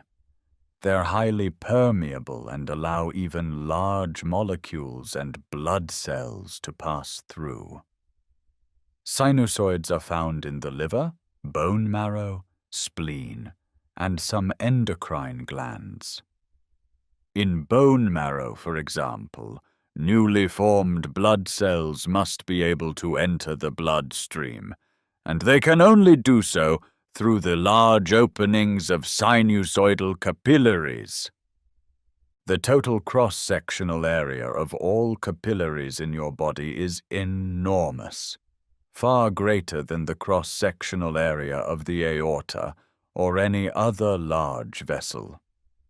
This means that while blood flows very rapidly through the aorta, a single tube with a small total area, it flows very slowly through the capillaries, which collectively have a huge total area. It's like water flowing from a narrow hose into a wide, shallow pool. The flow must slow down when it spreads out over a larger area. This slowing is exactly what's needed to allow time for exchange. At any given moment, only about 5% of your total blood volume is in the capillaries. Another 10 to 15% is in your arteries. About 5% is in your heart. And the remaining 60 to 70% is in your veins. Despite holding only a small fraction of total blood volume, capillaries are where the most important functions occur. They're the reason the cardiovascular system exists, the point where blood fulfills its purpose of nourishing tissues and removing waste. The structure of blood vessels, from the thick-walled muscular arteries to the thin-walled passive veins to the microscopic single-celled capillaries, is perfectly matched to function. Arteries are built to handle high pressure. Veins are built to serve as flexible reservoirs. Capillaries are built for exchange. Together they form a complete circuit, a closed system through which blood flows continuously, leaving the heart through arteries, passing through capillaries, and returning through veins, only to begin the cycle again. Your cardiovascular system is actually two interconnected circuits. The pulmonary circuit moves blood between your heart and lungs. The systemic circuit moves blood between your heart and the rest of your body. These two circuits work in series, with the right side of the heart pumping blood through the pulmonary circuit, while the left side pumps blood through the systemic circuit. Let's explore each circuit in detail, starting with pulmonary circulation. Pulmonary circulation begins in the right ventricle. This chamber receives deoxygenated blood from the right atrium, blood that has returned from the body after delivering oxygen to tissues and picking up carbon dioxide. When the right ventricle contracts, it pushes this blood through the pulmonary valve and into the pulmonary trunk, a short, wide artery about 5 centimeters long. The pulmonary trunk quickly divides into two branches, the right pulmonary artery and the left pulmonary artery. The right pulmonary artery carries blood to the right lung, and the left pulmonary artery carries blood to the left lung. These arteries, despite their name, carry deoxygenated blood. In pulmonary circulation, the arteries carry oxygen-poor blood away from the heart toward the lungs for oxygenation. As the pulmonary arteries enter the lungs, they branch repeatedly, following the branching pattern of the airways. Each lung is divided into lobes. The right lung has 3 lobes and the left has 2. The pulmonary arteries branch to supply each lobe, then continue branching to supply smaller segments of lung tissue. Eventually, the arteries become arterioles, and the arterioles give rise to capillaries that form dense networks around the alveoli, the tiny air sacs where gas exchange occurs. The pulmonary capillaries are draped over the surface of the alveoli like a net. Each alveolus is a microscopic balloon-shaped sac, about 200 to 300 micrometers in diameter, with walls only 1 cell thick. Your lungs contain about 300 million alveoli, providing an enormous surface area for gas exchange, roughly 70 square meters, about the size of a tennis court. This vast surface is essential because gas exchange by diffusion is only efficient over very short distances. Blood in the pulmonary capillaries is separated from air in the alveoli by an incredibly thin barrier. This barrier consists of the capillary endothelium, a thin basement membrane, and the alveolar epithelium. The total thickness of this respiratory membrane is less than 1 micrometer in many places. Oxygen from the inhaled air in the alveoli diffuses across this thin membrane and into the blood, where it binds to hemoglobin in red blood cells. Simultaneously, carbon dioxide diffuses from the blood into the alveoli, where it can be exhaled. This exchange happens rapidly and efficiently. Blood spends less than 1 second flowing through the pulmonary capillaries, yet that's enough time for nearly complete oxygenation. The partial pressure of oxygen in alveolar air is higher than in deoxygenated blood, so oxygen flows down its concentration gradient into the blood.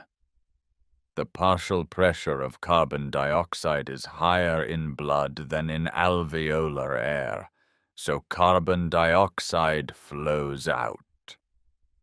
After passing through the capillaries, the now oxygenated blood enters venules, which merge into progressively larger veins. These pulmonary veins carry oxygen-rich blood back toward the heart. There are typically 4 pulmonary veins, 2 from each lung, though the exact number can vary. These veins are unique in that they carry oxygenated blood, unlike most veins in the body. The 4 pulmonary veins converge at the left atrium, emptying their cargo of freshly oxygenated blood into this upper chamber. Pulmonary circulation is a low-pressure system compared to systemic circulation. The right ventricle generates pressures of only about 25 millimeters of mercury during systole, compared to the 120 millimeters generated by the left ventricle. This lower pressure is sufficient because the lungs are nearby and the pulmonary blood vessels offer relatively little resistance to flow.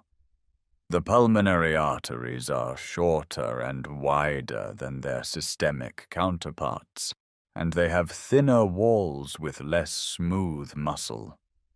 These characteristics reduce resistance and allow blood to flow easily through the pulmonary circuit.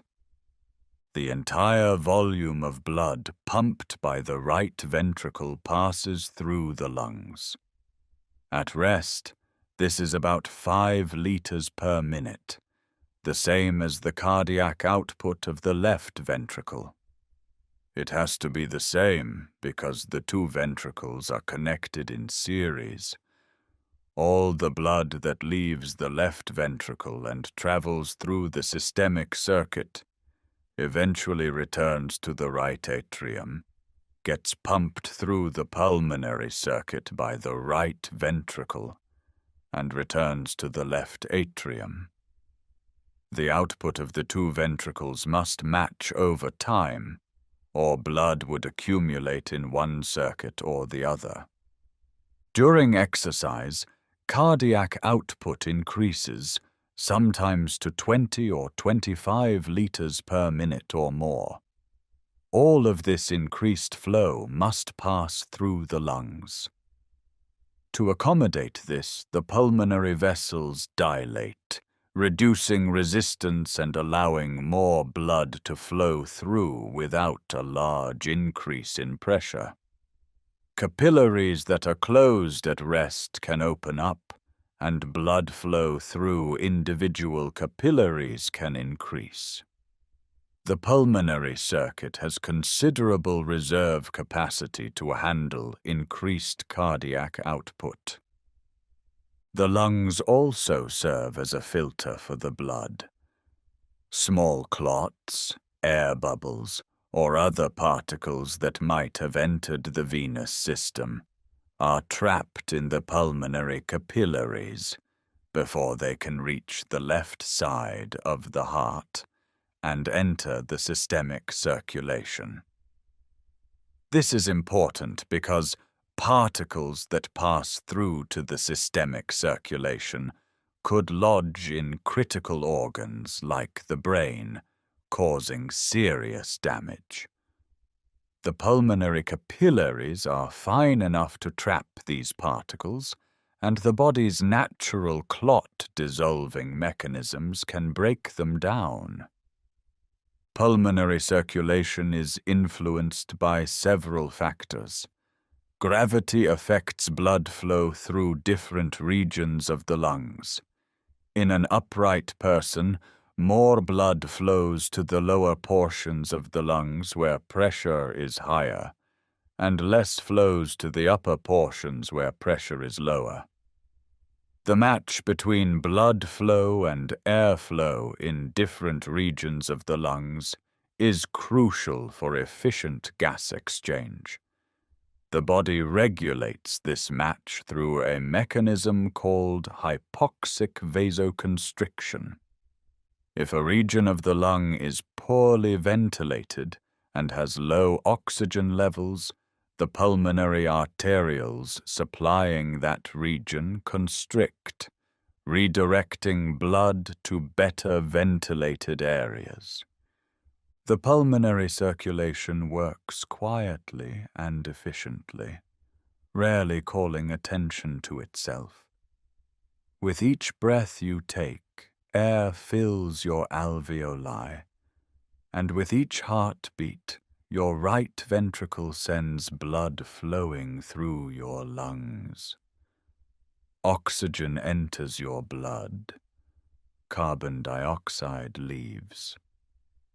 The freshly oxygenated blood, bright red and saturated with oxygen, flows back to your left atrium, ready to be pumped out to nourish your body. This process continues every moment, breath after breath, beat after beat, sustaining your life without conscious thought. While the right side of your heart pumps blood through the pulmonary circuit to your lungs, the left side pumps blood through the systemic circuit to everywhere else. Systemic circulation is much larger and more complex than pulmonary circulation. It must deliver blood to every organ, every tissue, from the crown of your head to the tips of your toes, and it must do so efficiently, ensuring that each area receives blood in proportion to its metabolic needs. Systemic circulation begins when the left ventricle contracts, pushing oxygen-rich blood through the aortic valve and into the aorta. The aorta is your body's largest artery, about 2.5 to 3 centimeters in diameter at its widest point. It rises from the left ventricle, curves up and backward in an arch, then descends along the spine through your chest and abdomen. All the arteries that supply your body branch directly or indirectly from the aorta. The first section of the aorta, just above the aortic valve, is called the ascending aorta. It's only about 5 centimeters long. Right at its base, just above the valve cusps, 2 small but crucial arteries branch off. These are the right and left coronary arteries, which supply blood to the heart muscle itself. We'll discuss these in detail shortly. The ascending aorta curves upward and slightly to the right, carrying blood toward the upper body. The aorta then curves backward and to the left, forming the aortic arch. From this arch, 3 major arteries branch off to supply the head, neck, and arms. The first branch is the brachiocephalic trunk, a short vessel that quickly divides into the right common carotid artery, which supplies the right side of the head and neck, and the right subclavian artery, which supplies the right shoulder and arm. The second branch from the aortic arch is the left common carotid artery, supplying the left side of the head and neck. The third branch is the left subclavian artery, supplying the left shoulder and arm. Blood flow to the brain is of critical importance. Your brain represents only about 2% of your body weight, but it receives about 15 to 20% of your cardiac output. Brain tissue is extremely sensitive to oxygen deprivation. If blood flow to your brain stops for just 5 to 10 seconds, you lose consciousness. If it stops for 4 to 5 minutes, brain cells begin to die. The carotid arteries, along with 2 vertebral arteries that ascend through the bones of the neck, ensure that your brain has a constant, abundant supply of oxygen-rich blood. After forming the arch, the aorta descends along the left side of the spine through your chest. This portion is called the descending thoracic aorta. Small branches from this section supply the walls of the chest, the esophagus, and other structures in the thorax. The aorta passes through your diaphragm and enters your abdomen, where it becomes the abdominal aorta. The abdominal aorta gives off numerous branches that supply blood to the abdominal organs. The celiac trunk branches off to supply the liver, stomach, and spleen. The superior mesenteric artery supplies the small intestine and first portion of the large intestine. Paired renal arteries branch off to supply the kidneys, which filter waste from the blood. The gonadal arteries supply the ovaries or testes. The inferior mesenteric artery supplies the last portion of the large intestine and rectum. Smaller branches supply the adrenal glands, diaphragm, and muscles of the abdominal wall. Near the level of your navel, the abdominal aorta divides into 2 large branches called the common iliac arteries. Each common iliac artery divides into an internal iliac artery, which supplies blood to the pelvic organs, and an external iliac artery, which continues down the leg as the femoral artery. The femoral artery and its branches supply the thigh, knee, lower leg, and foot. All of these arteries continue branching into progressively smaller vessels. Large arteries become medium arteries, which become small arteries, which become arterioles, which finally give rise to capillaries. At the capillary level, oxygen and nutrients diffuse out of the blood and into the tissues. Carbon dioxide and metabolic waste products diffuse from the tissues into the blood. The deoxygenated blood then begins its return journey.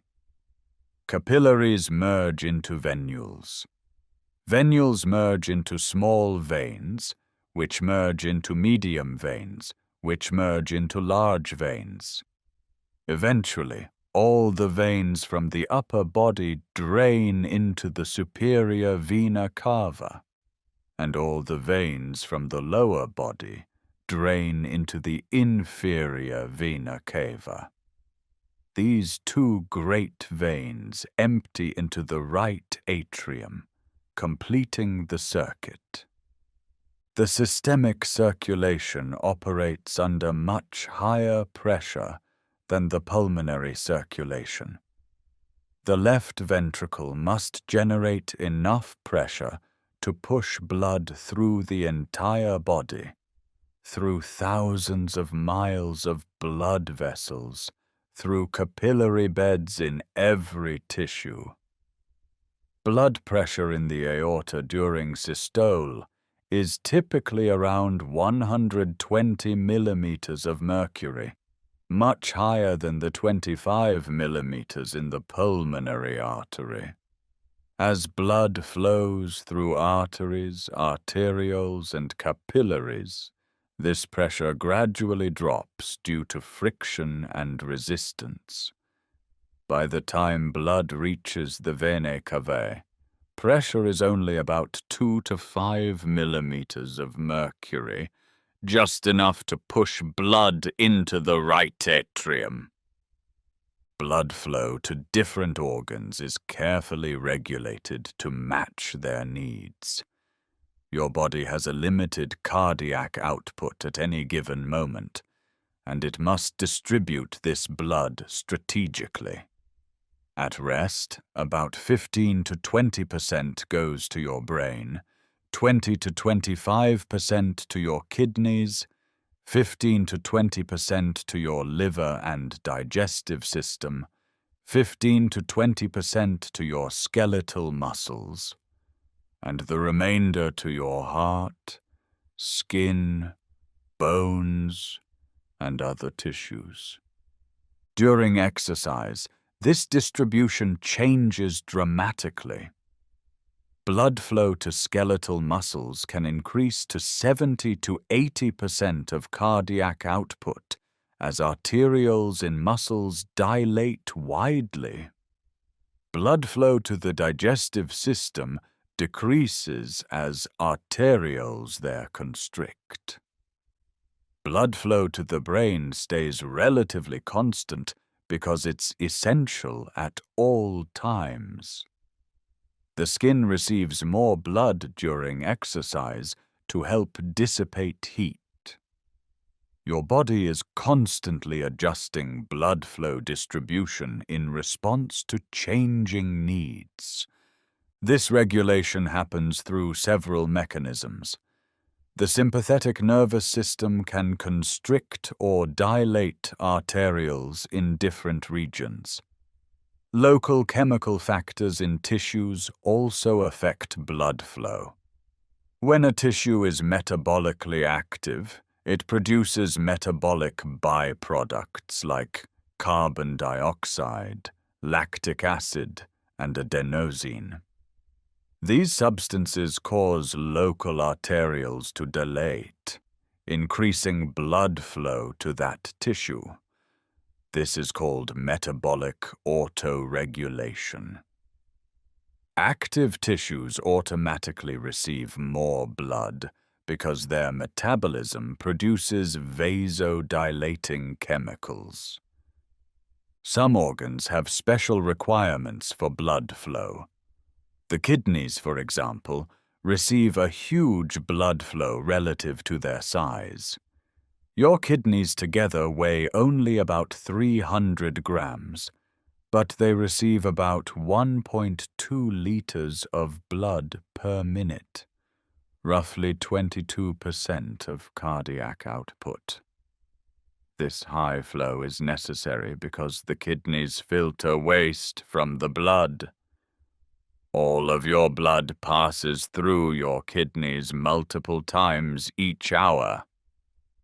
The liver also has unique circulatory arrangements. It receives blood from two sources.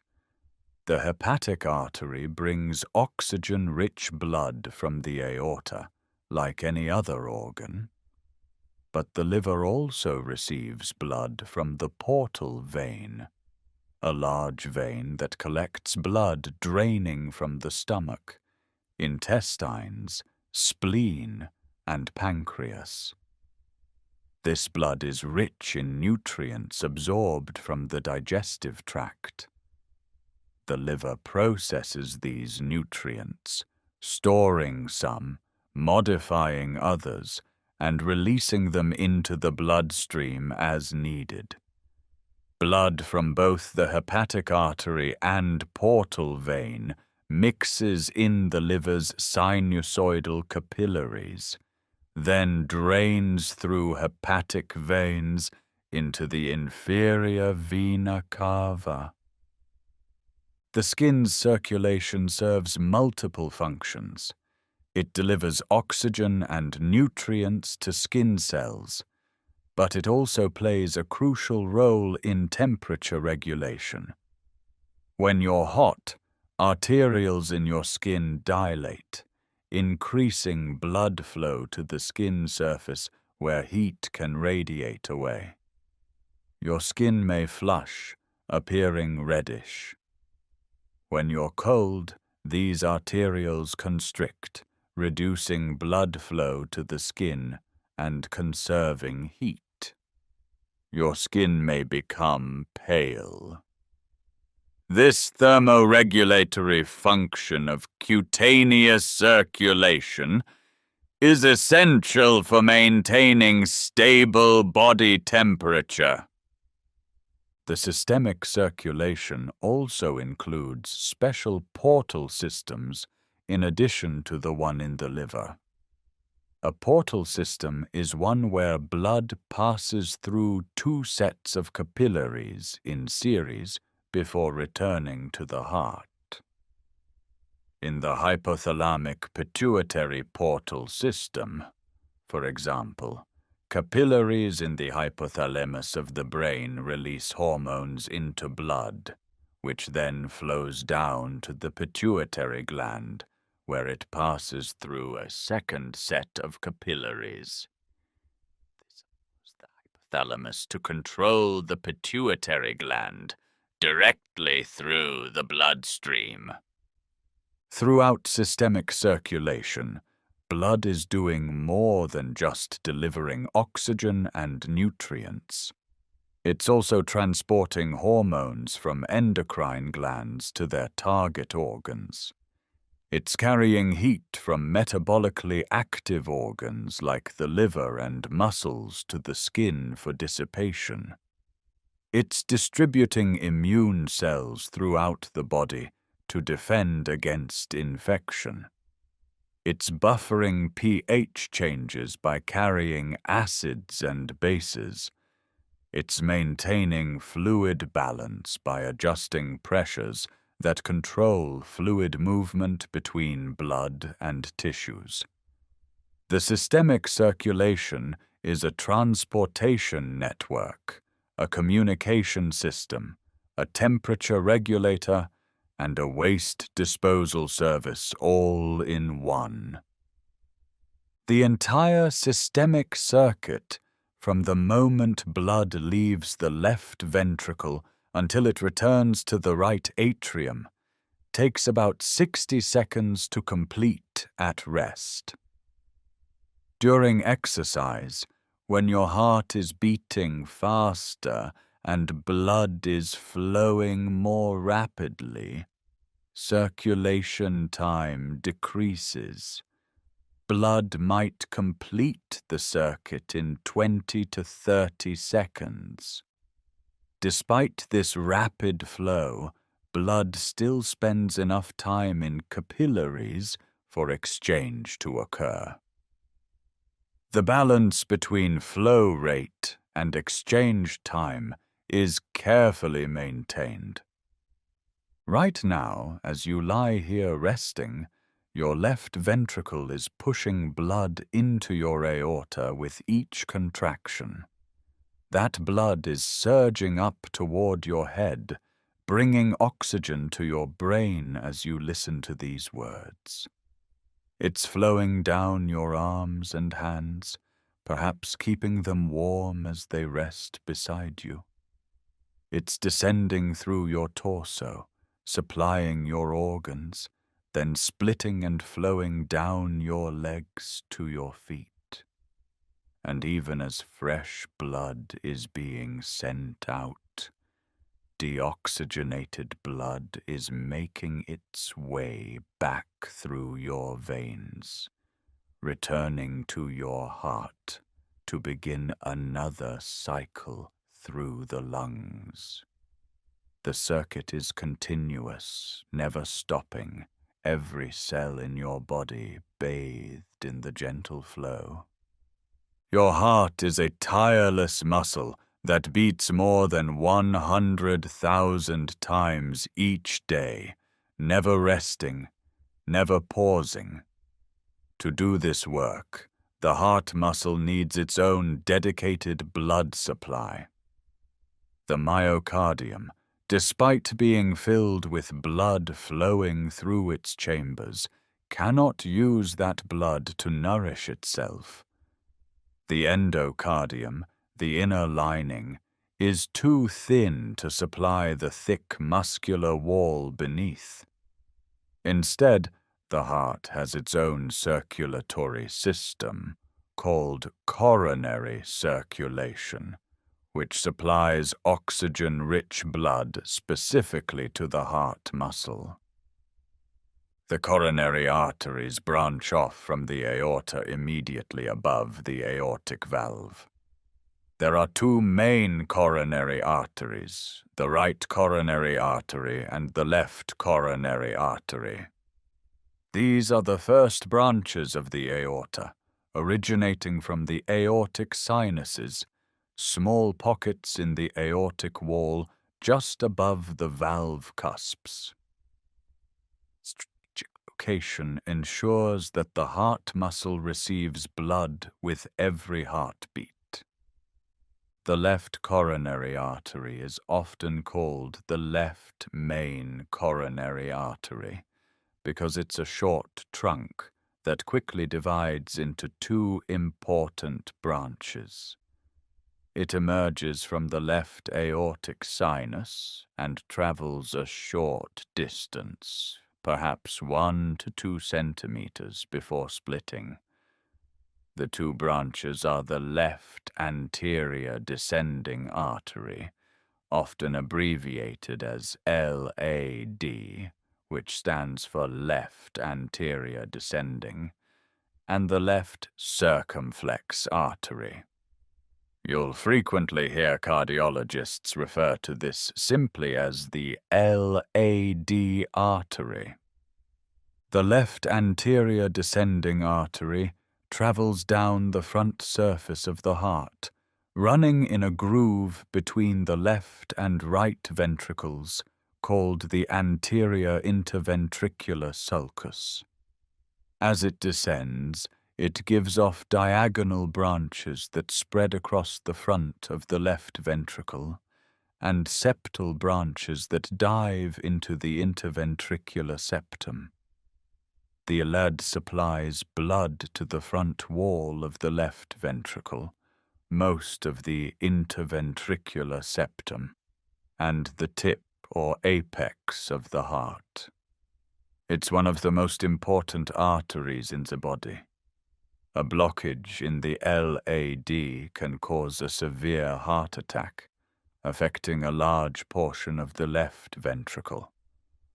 The left circumflex artery curves around the left side of the heart, following the coronary sulcus, a groove that circles the heart between the atria and ventricles.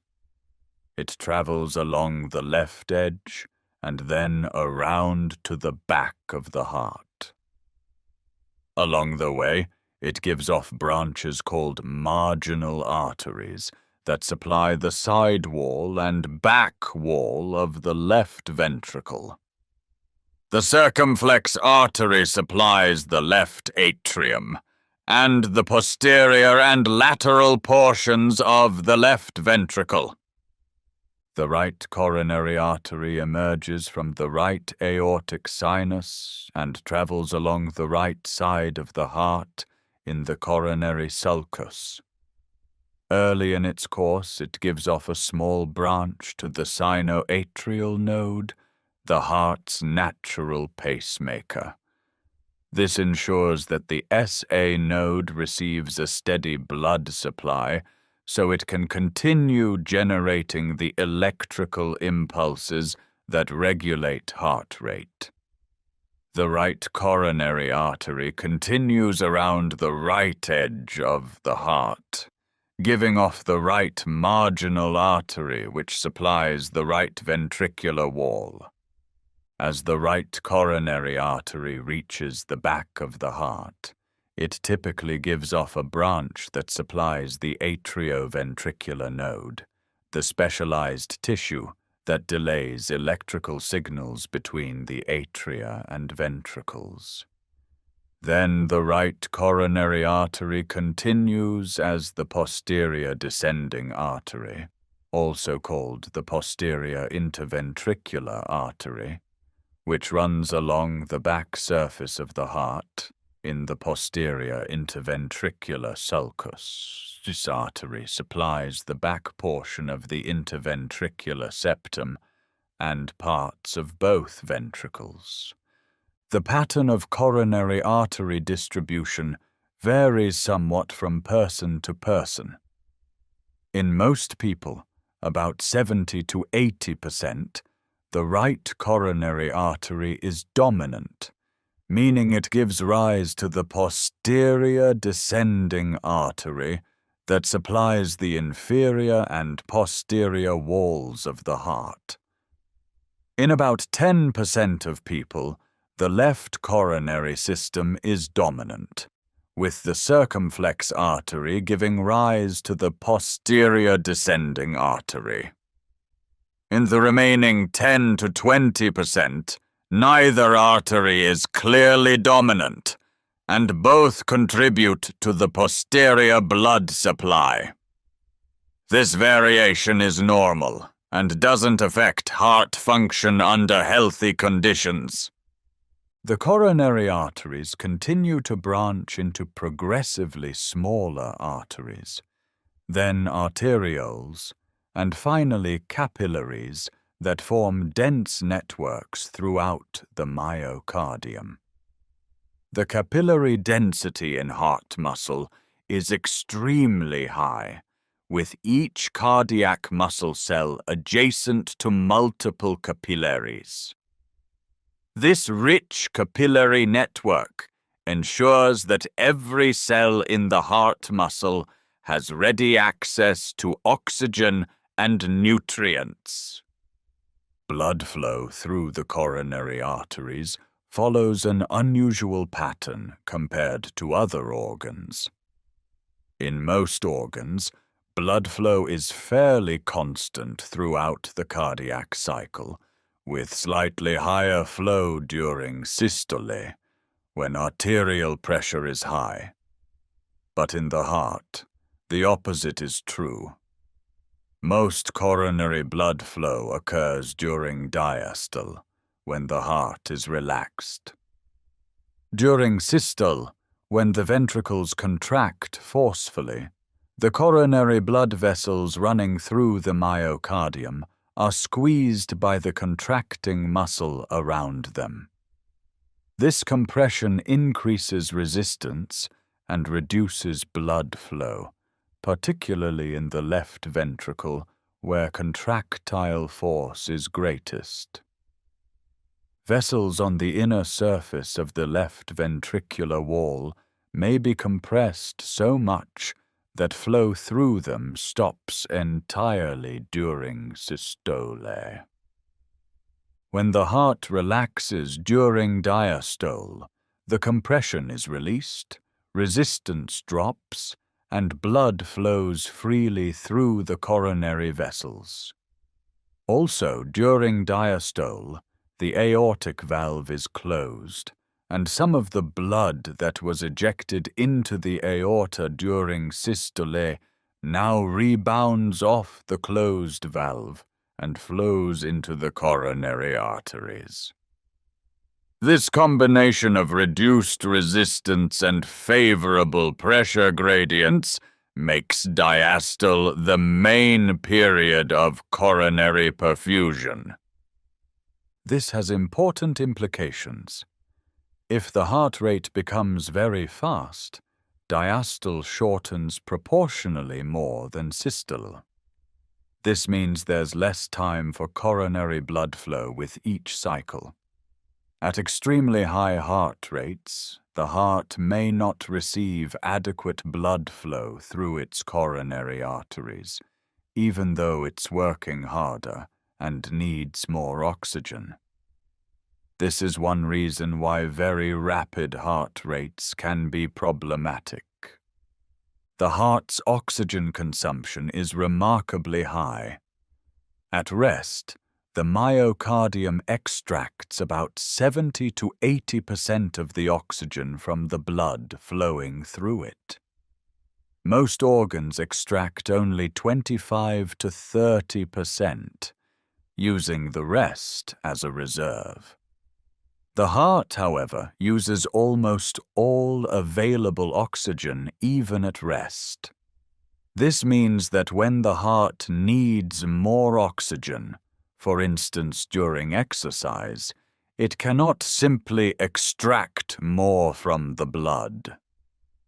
Instead, coronary blood flow must increase to deliver more oxygen. The coronary arteries can dilate significantly to accommodate this increased flow, sometimes quadrupling their flow rate during maximal exercise. After passing through the capillaries, deoxygenated blood from the heart muscle is collected by cardiac veins. The largest of these is the great cardiac vein, which runs alongside the left anterior descending artery, collecting blood from the front of the heart. This vein merges with other cardiac veins to form the coronary sinus, a wide venous channel that runs along the back of the heart in the coronary sulcus. The coronary sinus empties directly into the right atrium, returning deoxygenated blood from the heart muscle to the general circulation. There are also small veins called anterior cardiac veins that drain blood from the right ventricle directly into the right atrium, and tiny veins called smallest cardiac veins, or Thebesian veins, that empty directly into the heart chambers. These provide alternative drainage pathways for blood from the heart muscle. Under healthy conditions, the coronary circulation provides more than adequate blood flow to the heart. But this system is vulnerable.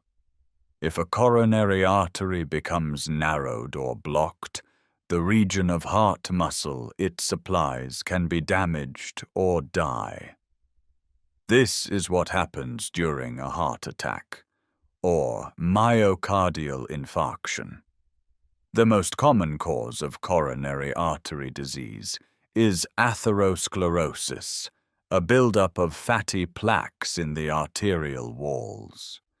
These plaques can narrow the artery, restricting blood flow, or they can rupture, triggering the formation of a blood clot that completely blocks the vessel. The heart has some capacity to develop collateral circulation, where small connecting vessels between different coronary arteries enlarge to provide alternative routes for blood flow. A coronary artery gradually narrows over months or years. Collateral vessels may develop that help maintain blood supply to the affected region. But if a coronary artery becomes suddenly blocked, as during a heart attack, there may not be sufficient collateral flow to prevent damage. The location and size of a coronary artery blockage determines how much heart muscle is affected. A blockage in the left main coronary artery before it divides is particularly dangerous because it cuts off blood supply to a large portion of the left ventricle. A blockage in one of the smaller branches affects a more limited region. After a heart attack, damaged heart muscle is eventually replaced with scar tissue. This scar tissue doesn't contract, which can impair the heart's pumping ability. Right now, your coronary arteries are quietly doing their work. With each heartbeat, as your ventricles relax, blood flows through these arteries into the dense capillary networks within your heart muscle. Oxygen diffuses into cardiac muscle cells, fueling the constant contractions that keep your heart beating. Carbon dioxide and metabolic waste products diffuse out and are carried away by cardiac veins. This process continues endlessly, your heart nourishing itself so it can nourish your entire body. The muscle that pumps blood to every other organ also carefully tends to its own needs through this dedicated coronary circulation system. Blood is far more than just a simple liquid flowing through your vessels.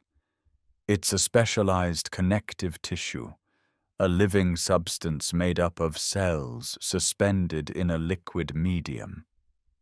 If you were to draw a sample of blood and let it sit in a test tube, you'd notice that it separates into distinct layers.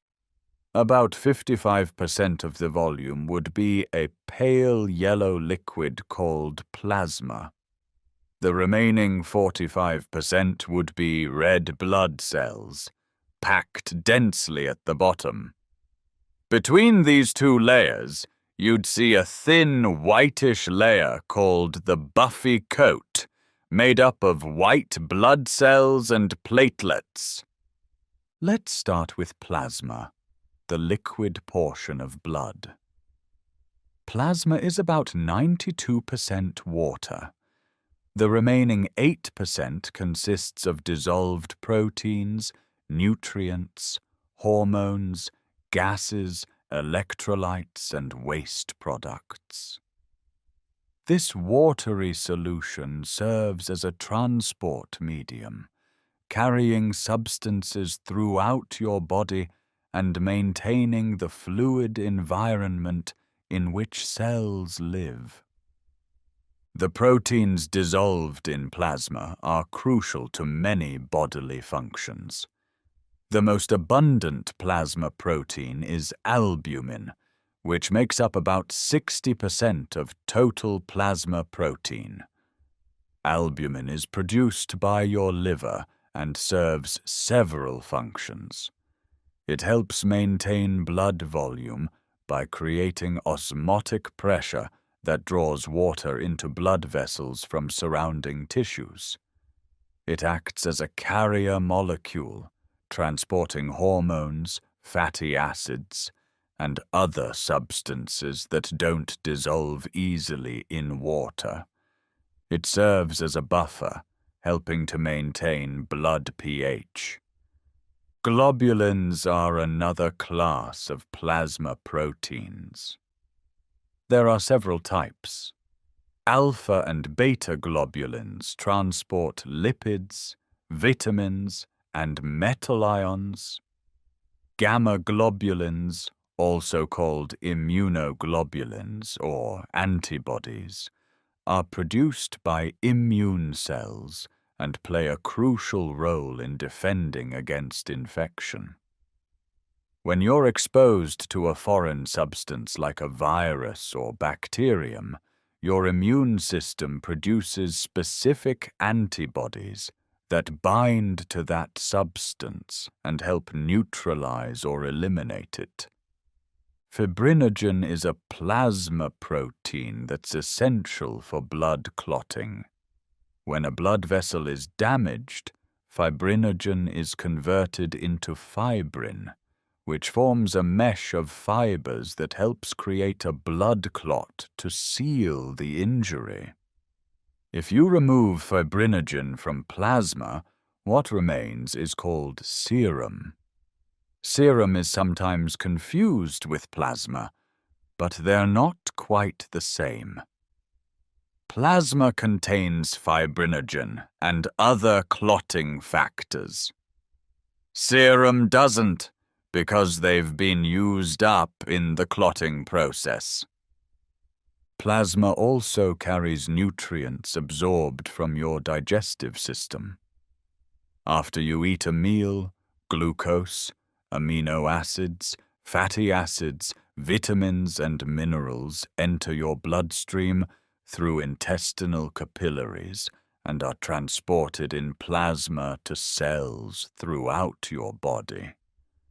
Glucose is a primary energy source for cells, especially for your brain and red blood cells. Amino acids are used to build proteins. Fatty acids provide energy and are incorporated into cell membranes. Hormones travel through the blood as well.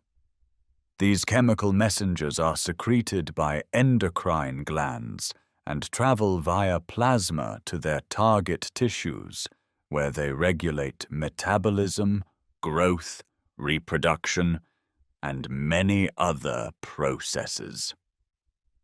Thyroid hormones control metabolic rate. Insulin and glucagon regulate blood glucose levels. Epinephrine and cortisol are stress hormones that prepare the body for action. Waste products from cellular metabolism are also carried in plasma. Urea, a nitrogen-containing waste product from protein breakdown, is produced in the liver and transported to the kidneys, where it's filtered from the blood and excreted in urine. Carbon dioxide, the waste product of cellular respiration, is carried in plasma mostly in the form of bicarbonate ions. Bilirubin, a breakdown product of old red blood cells, is processed by the liver and excreted in bile. Electrolytes dissolved in plasma include sodium, potassium, calcium, chloride, and bicarbonate ions.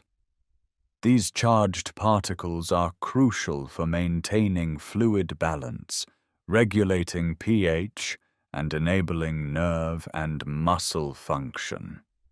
Sodium is the most abundant positive ion in plasma. It plays a major role in regulating blood volume and blood pressure. Potassium is the main positive ion inside cells, and small changes in plasma potassium can significantly affect heart rhythm and muscle function. Now let's turn to the cells in blood.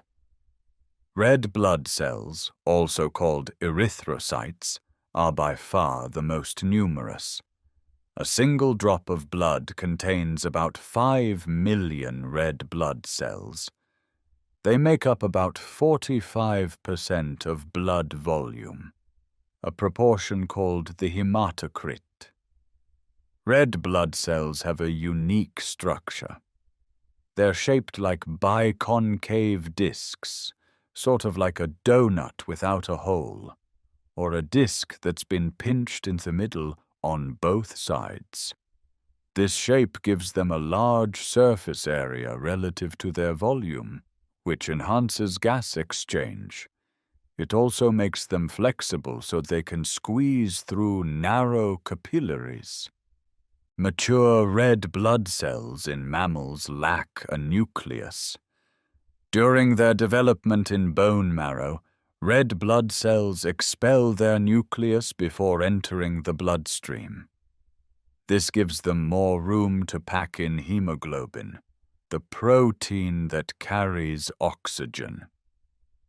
A single red blood cell contains about 250 million hemoglobin molecules. Hemoglobin is made of 4 protein subunits, each containing an iron atom that can bind 1 oxygen molecule.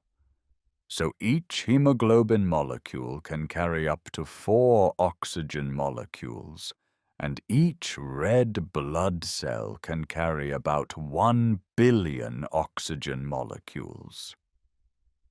When red blood cells pass through the capillaries of the lungs, oxygen diffuses into them and binds to hemoglobin. This oxygenated hemoglobin gives blood its bright red color. As blood travels through the systemic circulation and oxygen is released to tissues, hemoglobin loses oxygen and becomes darker, giving deoxygenated blood a darker bluish-red appearance. The veins visible through your skin often look bluish, not because the blood in them is blue, but because of the way light penetrates and reflects off skin. Red blood cells are produced in your bone marrow, the spongy tissue inside certain bones like your sternum, ribs, vertebrae, and pelvis. The process of red blood cell production is called erythropoiesis. It takes about 7 days for a red blood cell precursor to mature and be released into the bloodstream.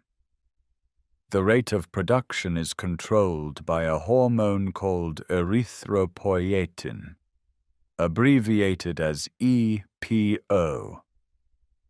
The letters EPO stand for erythropoietin, and this hormone is made primarily by the kidneys. When oxygen levels in the blood are low, the kidneys secrete more EPO, which stimulates the bone marrow to produce more red blood cells. Red blood cells have a lifespan of about 120 days. After this time, they become old and worn out. The membrane becomes less flexible, the cell becomes more fragile. Eventually, old red blood cells are removed from circulation by macrophages in the spleen and liver. These immune cells recognize and engulf worn-out red blood cells, breaking them down and recycling their components. The iron from hemoglobin is salvaged and reused to make new hemoglobin. The rest of the hemoglobin molecule is broken down into bilirubin, which the liver processes and excretes. White blood cells, or leukocytes, are much less numerous than red blood cells. There are typically only about 5,000 to 10,000 white blood cells per microliter of blood, compared to 4 to 5 million red blood cells. But while they're fewer in number, white blood cells play crucial roles in defending your body against infection and disease.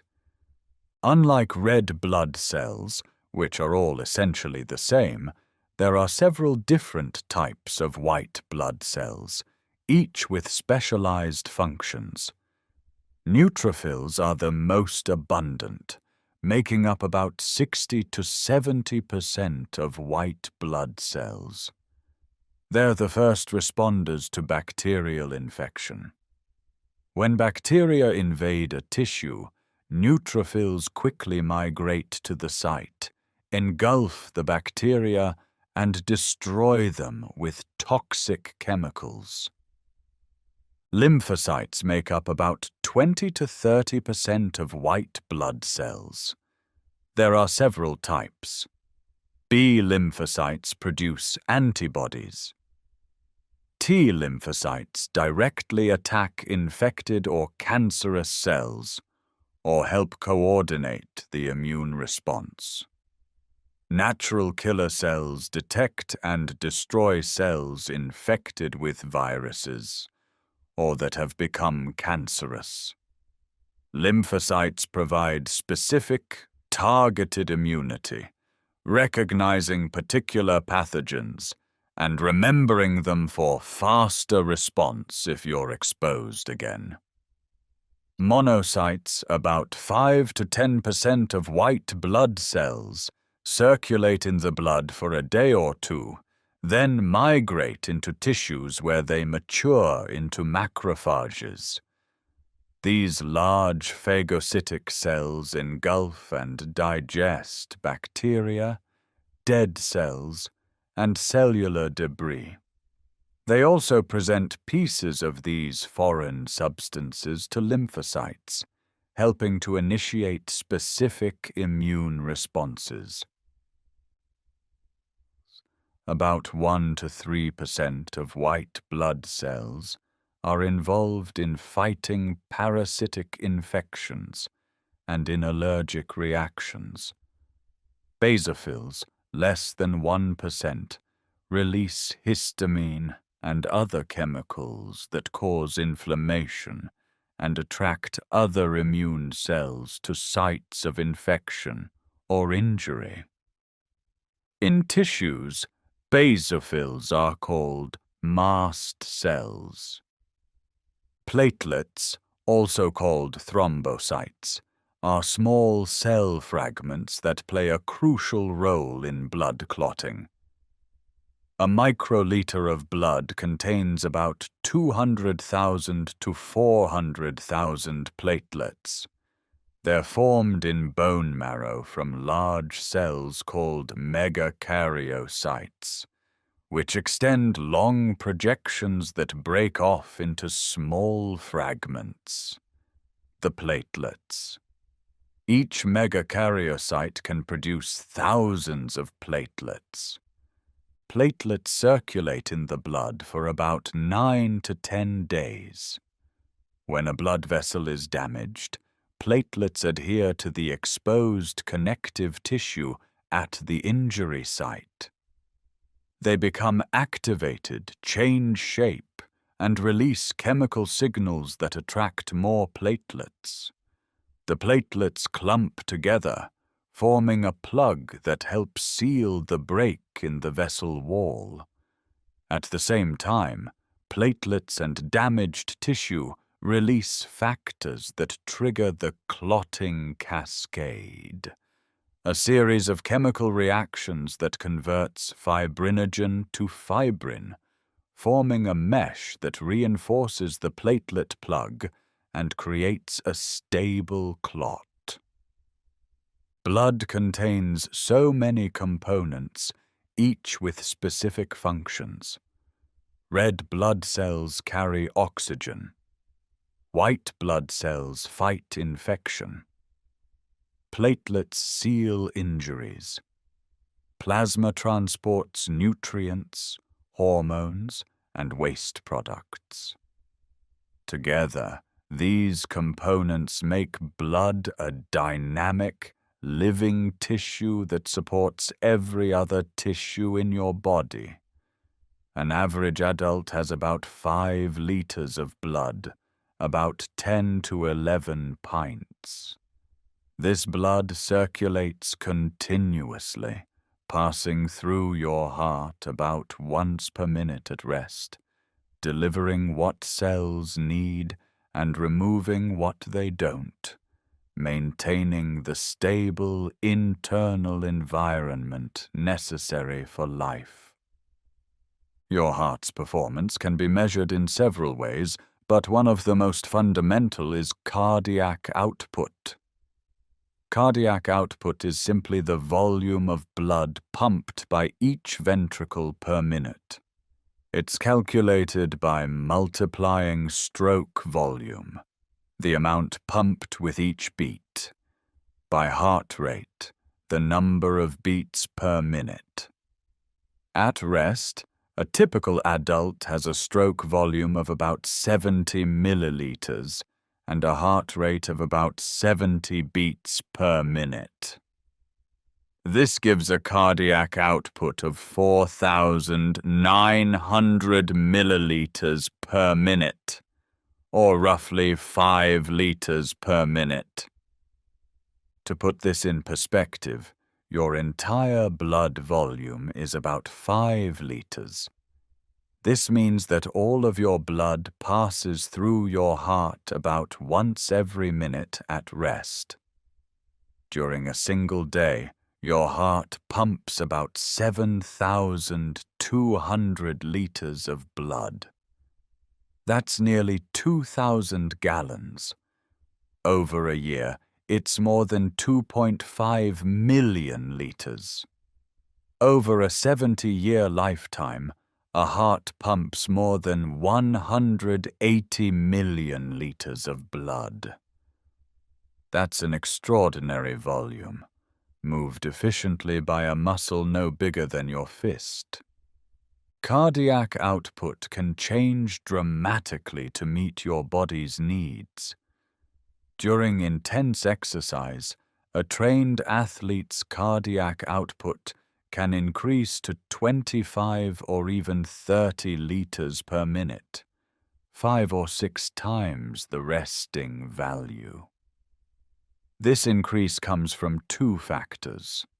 Heart rate increases, sometimes to 180 or 200 beats per minute. And stroke volume increases as the heart contracts more forcefully and empties more completely with each beat. The increase in stroke volume during exercise is caused by several factors. More blood returns to the heart from the veins, increasing end diastolic volume and stretching the ventricular muscle more. According to the Frank-Starling mechanism, this increased stretch causes a stronger contraction. Sympathetic nervous system activity increases, releasing epinephrine and norepinephrine that make the heart contract more forcefully.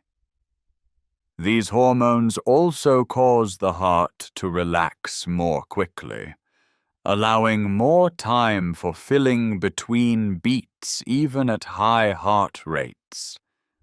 Your body carefully regulates cardiac output to maintain adequate blood pressure and blood flow to vital organs. Blood pressure is determined by 2 factors: cardiac output and the resistance of blood vessels. Blood pressure equals cardiac output times resistance. If cardiac output increases but resistance stays the same, blood pressure goes up. If vessels dilate, resistance decreases, and blood pressure can be maintained even with increased cardiac output. Your cardiovascular system constantly adjusts both cardiac output and vessel diameter to maintain appropriate blood pressure in different situations. Several mechanisms regulate cardiac output. The autonomic nervous system exerts moment-to-moment control. Sympathetic activation increases heart rate and contractility, raising cardiac output. Parasympathetic activation decreases heart rate, lowering cardiac output. Hormones also play a role. Epinephrine from the adrenal glands increases heart rate and contractility. Thyroid hormones increase the sensitivity of the heart to sympathetic stimulation. The amount of blood returning to the heart, called venous return, also affects cardiac output. If more blood flows back to the heart, the ventricles fill more completely, stretch more, and contract more forcefully, automatically increasing stroke volume. This is why the skeletal muscle pump, which helps push blood through veins during movement, can increase cardiac output during exercise. The distribution of blood volume throughout the cardiovascular system is carefully controlled. At rest, about 65 to 70% of blood is in the veins, which serve as volume reservoirs. About 15% is in the arteries, carrying blood under high pressure to tissues. About 10 to 15% is in the capillaries and lungs, where gas exchange occurs. About 5 to 10% is in the heart itself. During excesses or stress, this distribution shifts. Veins constrict, reducing their volume and pushing more blood back toward the heart. This increases cardiac filling and allows for greater stroke volume. Blood flow is also redirected. More flows to active skeletal muscles and less to the digestive system.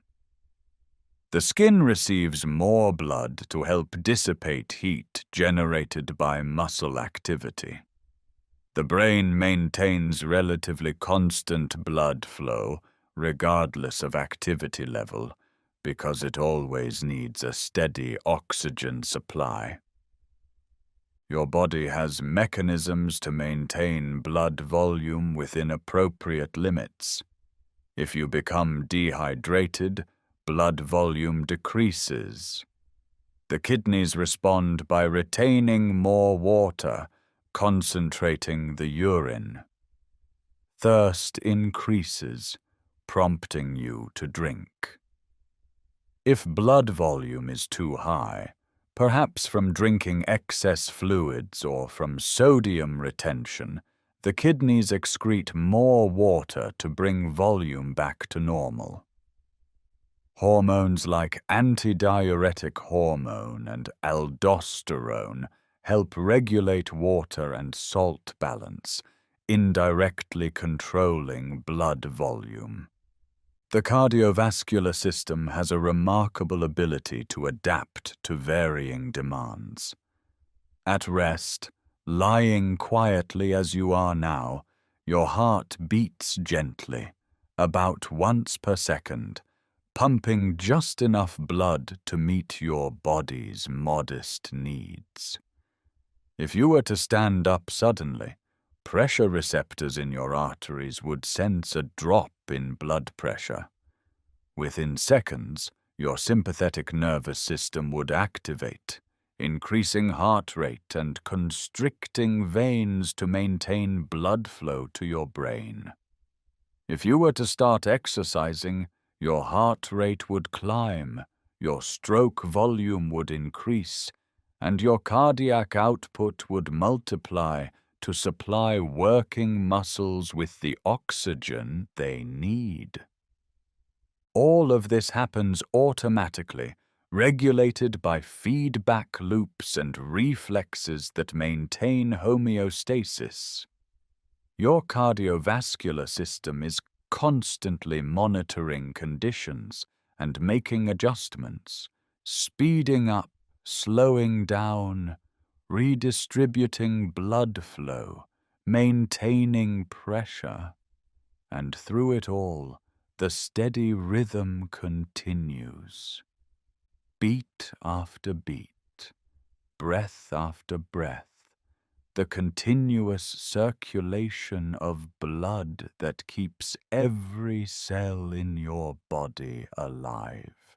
And so we've traveled through the cardiovascular system, from the muscular chambers of the heart to the gossamer thin walls of capillaries, from the high-pressure surge of arteries to the gentle flow of veins. We've seen how electrical signals coordinate contractions, how valves ensure one-way flow, how the lungs refresh blood with oxygen, how nutrients and gases are exchanged in tissue capillaries. We've explored the coronary arteries that nourish the heart itself, and we've learned about the components of blood, from oxygen-carrying red cells to infection-fighting white cells to clot-forming platelets. What emerges from this journey is a picture of extraordinary complexity operating with beautiful simplicity. Your cardiovascular system is made of thousands of parts, billions of cells, countless chemical reactions, all coordinated seamlessly. And yet the result is straightforward. Blood flows, oxygen is delivered, waste is removed, life continues. This system began working before you were born. A few weeks after conception, when you were just a tiny cluster of cells, your heart began to beat. It has been beating ever since, every moment of every day, through all your sleeping hours and waking hours, through activity and rest, through health and illness. It has never taken a break. It has never paused. It simply continues faithfully, reliably, quietly. Right now, as you lie here in the stillness, your heart is beating. You might be able to feel it, a gentle pulse in your chest or wrist. Each beat is a contraction of cardiac muscle, coordinated by electrical signals from your SA node, timed to perfection. Each beat pushes about 70 milliliters of blood out of your ventricles and into your arteries. Each beat sends a pressure wave coursing through your arterial system, a wave you can feel as your pulse. Each beat supplies your brain with oxygen so you can think and process these words. Each beat delivers glucose to your cells so they can produce energy. Each beat removes carbon dioxide so it doesn't accumulate and poison your tissues. Your blood is flowing right now through arteries, getting smaller and smaller until it reaches the capillaries where it slows, where oxygen diffuses out and carbon dioxide diffuses in. Then the blood enters venules, merging into veins, flowing back toward your heart, assisted by the valves that prevent backflow, by the muscles that squeeze veins with each movement, by the pressure changes created with each breath. The deoxygenated blood returns to your right atrium, flows down to your right ventricle, is pumped through your lungs where it releases carbon dioxide and picks up fresh oxygen, returns to your left atrium, flows to your left ventricle, and is pumped out again to begin another circuit. This cycle happens about 70 times per minute, about 4,200 times per hour, about 100,000 times per day, about 37 million times per year, more than 2.5 billion times in a lifetime. Each cycle is essentially identical to the last. The same chambers contract, the same valves open and close, the same electrical signals spread through the same pathways.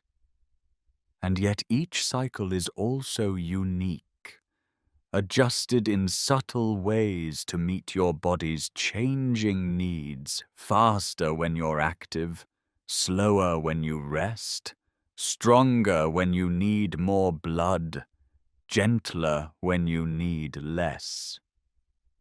The cardiovascular system is one of the quiet miracles of biology. It operates without conscious control, guided by ancient reflexes and regulatory mechanisms refined over millions of years of evolution. You never have to remember to make your heart beat. You never have to think about adjusting your blood pressure. You never have to decide which tissues need more blood right now. Your body handles all of this automatically, continuously, effortlessly. And in this automatic function lies a profound truth. You are kept alive each moment by processes you don't control and don't have to think about. Your heart beats whether you will it to or not. Your blood flows whether you're paying attention or not.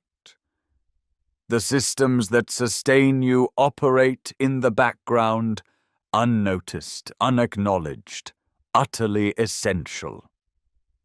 They ask nothing of you. They simply work. So as you drift toward sleep now, you can rest in the knowledge that your cardiovascular system will continue its work. Your heart will keep beating. Your blood will keep flowing. Oxygen will keep reaching every cell. And when morning comes, when you wake refreshed, your heart will still be beating, having worked through the night while you slept, having completed tens of thousands of cycles, having pumped thousands of liters of blood, having sustained you without pause, without complaint, without rest. If you're still awake and found this peaceful journey through the cardiovascular system helpful, consider subscribing for more gentle explorations of the technology and biology that surrounds us.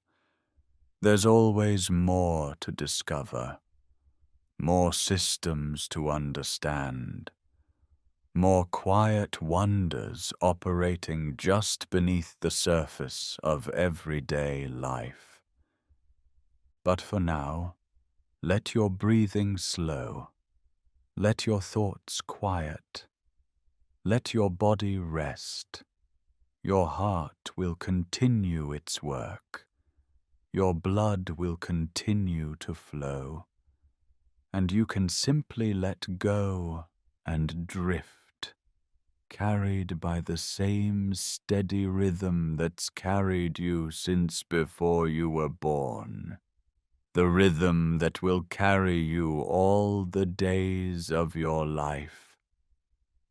The soft, steady, faithful beating of your heart. Good night. Sleep well. And may your cardiovascular system continue its quiet work, beat after beat, through all the hours of the night, keeping you safe, keeping you alive, asking nothing in return.